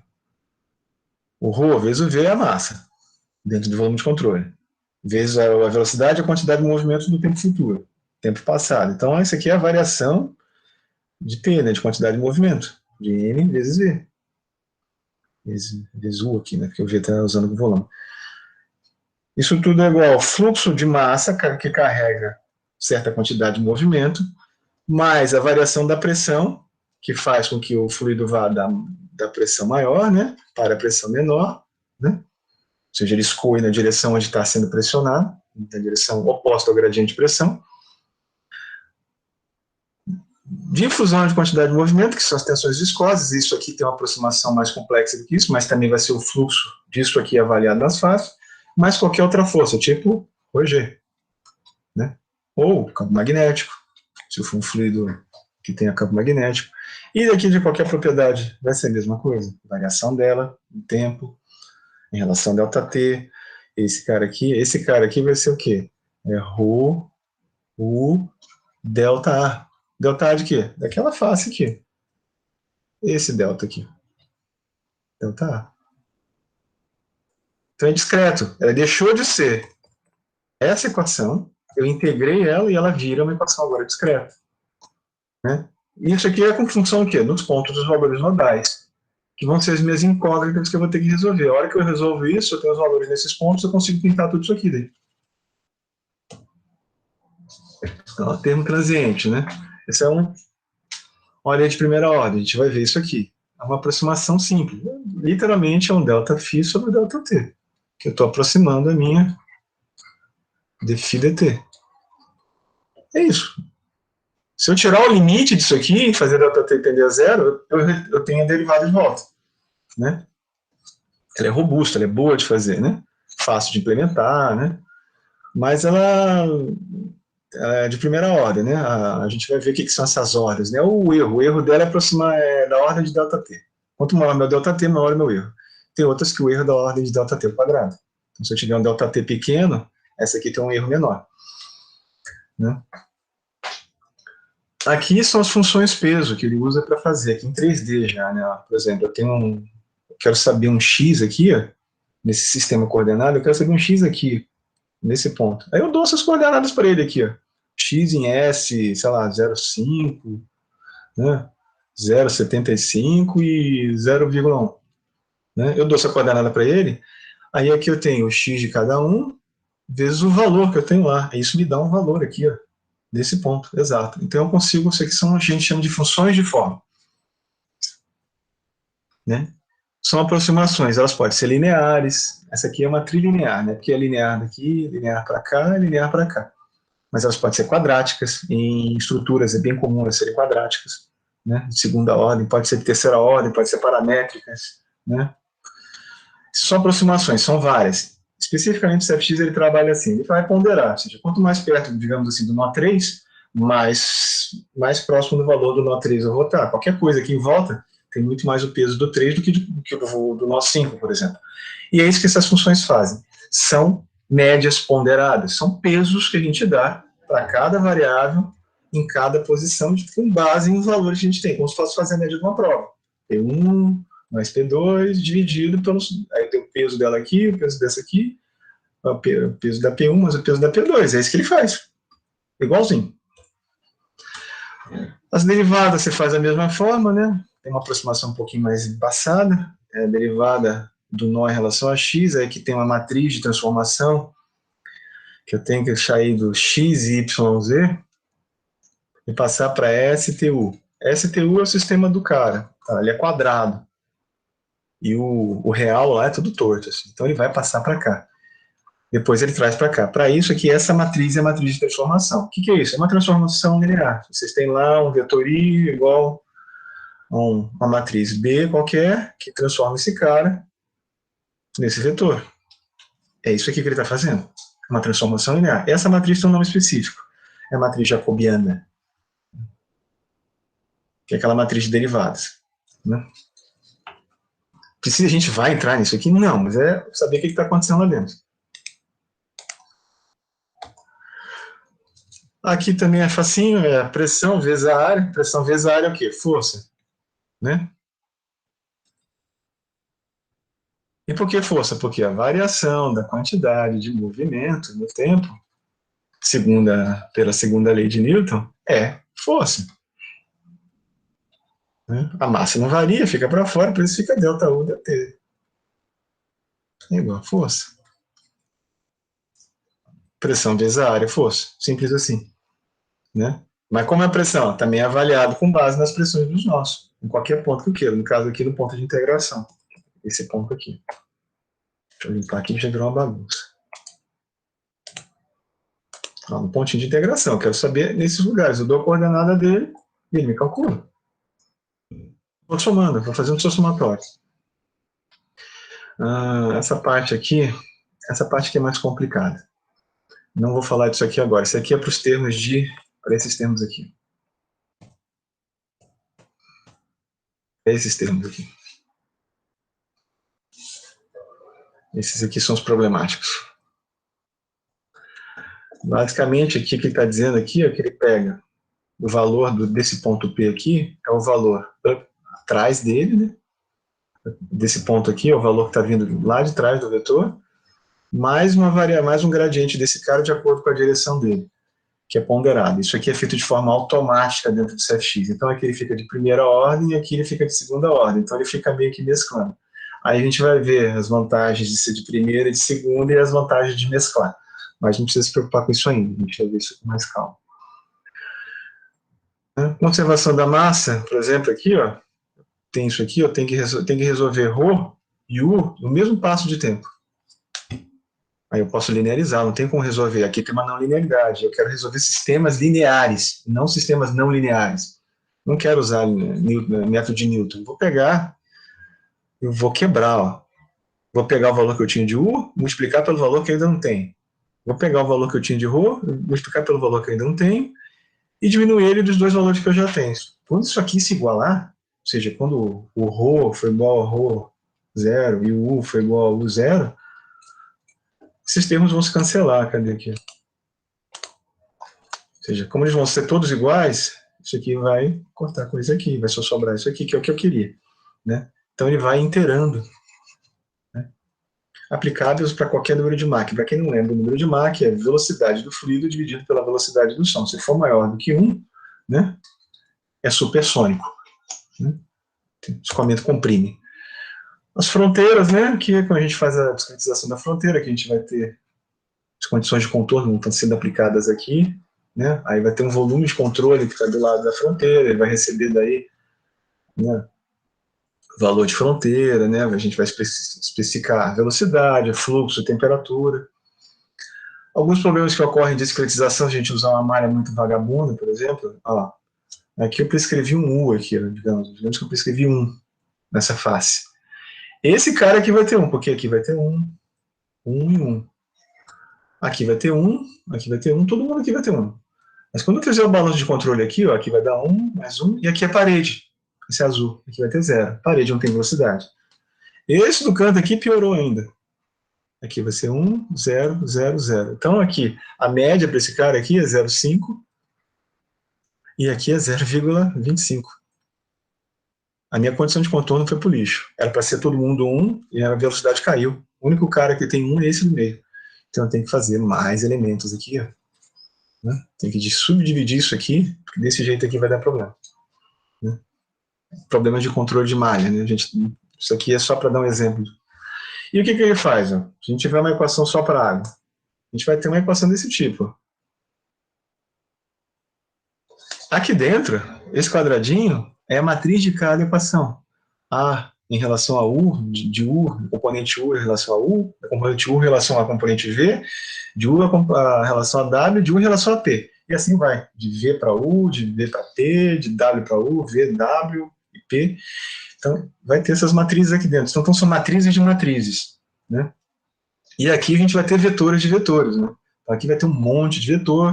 A segunda seção do vetor é outra variável, outra variável, outra variável. E o R é a mesma coisa. São as condições de contorno e condições iniciais estão todas aqui dentro. São vários vetores. E aqui a gente tem coisas que não acontecem. Por exemplo, aqui, ó, vai ter zeros ali, aqui não vai ter nada. Né? Tipo, aqui U com U, aqui não tem nada U com V. Não tem... É uma matriz esparsa. Onde está vazio é espaço, ou seja, aqui é zero. E aqui dentro a gente tem espaçamentos. E o que a gente quer fazer? A gente quer achar a solução dessa matriz. Um jeito de fazer é fazer a decomposição LU. Quem lembra de álgebra, você transforma ela numa matriz L vezes uma matriz U. Desse jeito. Né? E aí eu vou fazer aqui, ó. Achar uma matriz aqui, meu x é meu xn qualquer, uma solução aproximada, vezes uma correção. Minha correção vai ser isso aqui, que vai dar um erro, vai dar um resíduo. Porque ele não, se eu achasse a solução, ele me dava B.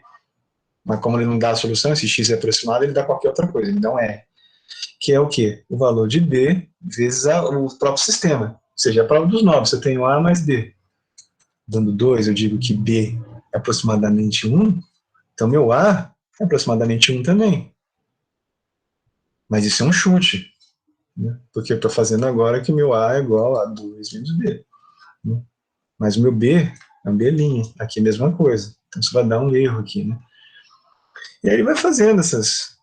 Ele vai achando aqui ó, qual é a matriz U, matriz ele vai resolvendo as equações aqui, os sistemas lineares, e acha o próximo valor, e joga e vai resolvendo iterativamente.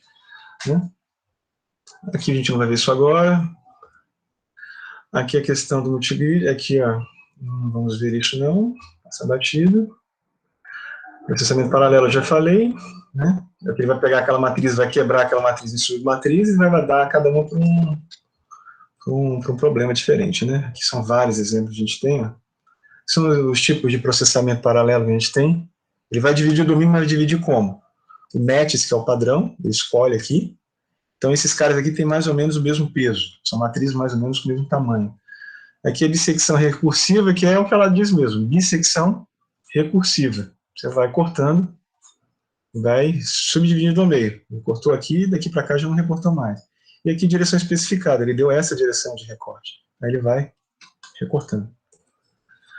E o que acontece num processamento em paralelo? Você tem esse domínio completo. Né? Sei lá, 1 bilhão de nós para resolver. Aí eu vou dividir na metade. Eu quero isso aqui para o meu PC1, esse aqui para o meu PC2. O que ele faz? Vai dividir no meio? Não. Ele vai pegar um tanto desse cara aqui, vai jogar para lá, que é essa parte vermelhinha aqui, né? E do outro a mesma coisa. Por que ele está fazendo isso? Porque ele vai resolver esse cara aqui com as condições de contorno aqui, que é do problema. Mas e aqui? O que ele tem aqui é a informação que ele tem do outro domínio, que foi resolvido, ou da condição inicial.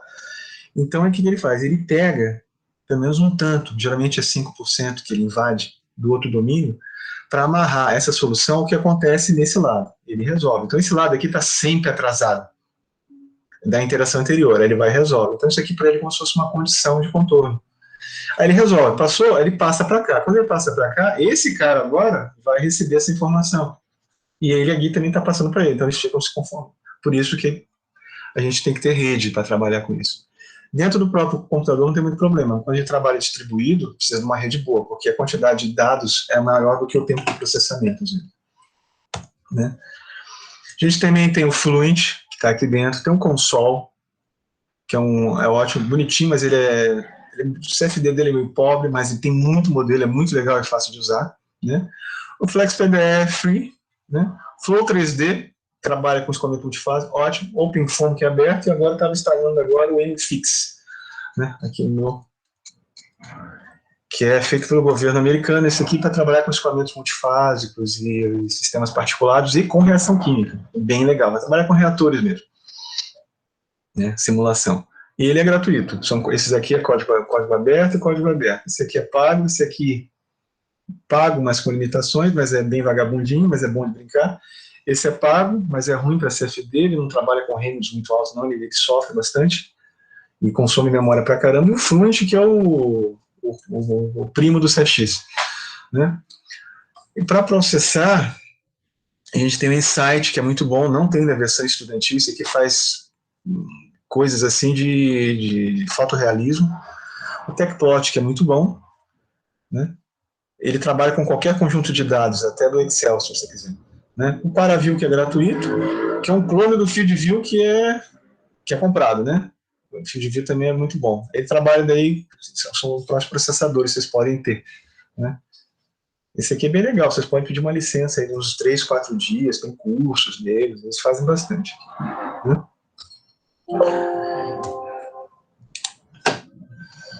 Gente, hoje é só a introdução, eu sei que foi coisa pra caramba, né? Ainda tem 10 pessoas aqui, bom que vocês não saíram. E eu vou avisar para vocês, essa parte teórica, ela é bem assustadora, assim, bem assustadora.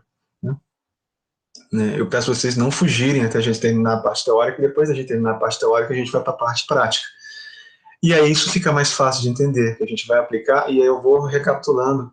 E não é para vocês decorarem a teoria, tá? É para vocês entenderem, ver o que acontece, saber como que aquilo trabalha. E como é que funciona as nossas avaliações aqui? A gente tem essas aulas, que eu vou mandar para vocês um form para vocês preencherem. Não precisa acertar, vocês têm que preencher. Aí tem cada resposta, tem um feedback da resposta explicando esses conceitos em mais detalhes, cada etapa. Então, assim, vou mandar esse material para vocês por e-mail, né? Em PDF, vocês vão ter esse material, essa apresentação. Vai ficar a aula gravada, se vocês quiserem recapitular alguma coisa, né? E aí vocês podem muito bem também, aí vocês vão fazer esse form e eu vou ver lá o que responderam. Então vai ser a frequência de vocês, 75%. Então, a não ser que alguém tenha que faltar alguma coisa, aí me avisa, por favor, né? Alguns já avisaram que vão ter problemas em alguns dias, né? Aí, mas façam todas as atividades, porque aí não tem como avaliar se a pessoa veio em todas e não está fazendo atividade. Teve gente que assistiu todas as aulas, não fez atividade nenhuma. Eu não sei se o cara está lá assistindo, só ligou a câmera e está lá vendo Netflix. Então, assim, eu vou passar as atividades, vocês façam. Porque se não fizer atividade, usar o simulador vira um parto, porque ele tem muito campo para ser preenchido. E essas coisinhas ali estão todas lá. Tudo que vai estar nas aulas agora, de mais ou menos até quarta, quinta-feira, vai estar dentro do simulador. A gente vai ver essas coisas, mas a gente não vai ver a matemática. É só preencher os campos e responder as perguntas que o simulador faz, né? A coisa é mais prática do que teórica, mas precisa ter esse embasamento teórico mínimo. Eu sei que o nível de cálculo numérico é muito heterogêneo, né? Ainda mais na parte de CFD, que aí realmente é mais complicado. Né? Se vocês tiverem perguntas, também podem mandar por e-mail, não tem problema nenhum. Se tiver alguma pergunta agora, vocês podem fazer, né? E se não ninguém tiver pergunta, está encerrada por hoje. Amanhã a mesma aula, a gente vai ver daí continuação disso. E hoje ainda eu já mando um questionáriozinho para vocês responderem, 10 perguntinhas. Só preenche, pode responder amanhã, no sábado, fim de semana, não tem problema. Tudo bem? Então, falou então, agradeço a presença de todos, espero que vocês gostem e fiquem até o fim do curso, porque o pessoal geralmente costuma correr, e aí quando chega na parte mais legal já foram embora, que é a parte de fazer a simulação e botar para rodar. Eu vou passar para vocês também isso aqui, para vocês poderem, vocês têm que instalar isso aqui, tá? Se alguém tiver um problema, me avisa que eu ajudo a instalar se for o caso. Alguns computadores talvez não consigam, tá? Não tem problema se não conseguir, assistam as aulas e tudo bem, né? Tentem achar um... Tem aqui as configurações mínimas, deixa eu ver aqui. System Requirements, aqui ó. O processador Workstation Class não precisa, tá? Mas é 64 bits, o i5 já dá, o i3 até dá, apesar dele apanhar. Se for o i7, melhor ainda. 4 GB de RAM, pelo menos. Né? 25 GB livre, senão ele não vai nem rodar, né? Uma placa gráfica para fazer alguma coisinha, né? Para poder rodar. Tem esses outros programas aqui, se alguém tiver alguma placa tipo 1050 Ti, 1080, 1660, essas já pode baixar esse aqui, que é o que eu abri lá e mostrei para vocês. Ele é muito legal, né? Esses daqui tem tudo gratuito, tudo gratuito. Né, limitação. E a limitação é bem grande, dá para rodar problemas de mestrado, doutorado com essas coisas aqui. Dá para rodar bastante coisa. Né? Então a gente vai rodar coisas aqui, cadê aqui o último que eu fiz? Cadê aqui? Deixa eu ver se eu tenho reator. Ó, aquele. Fazer coisas desse tipo aqui, ó. Isso é um reator. Tá entrando só água por baixo, soda cáustica aqui e solução de ácido sulfúrico. Esse aqui é o campo de temperatura devido à reação exotérmica de neutralização. Né? Isso aqui roda em 30 segundos no meu computador.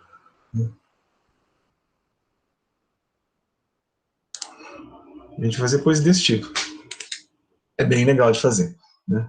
Esse é o nosso último caso que a gente vai rodar. Então eu espero que vocês fiquem até o final e não debandem. Então, ok, então, muito obrigado.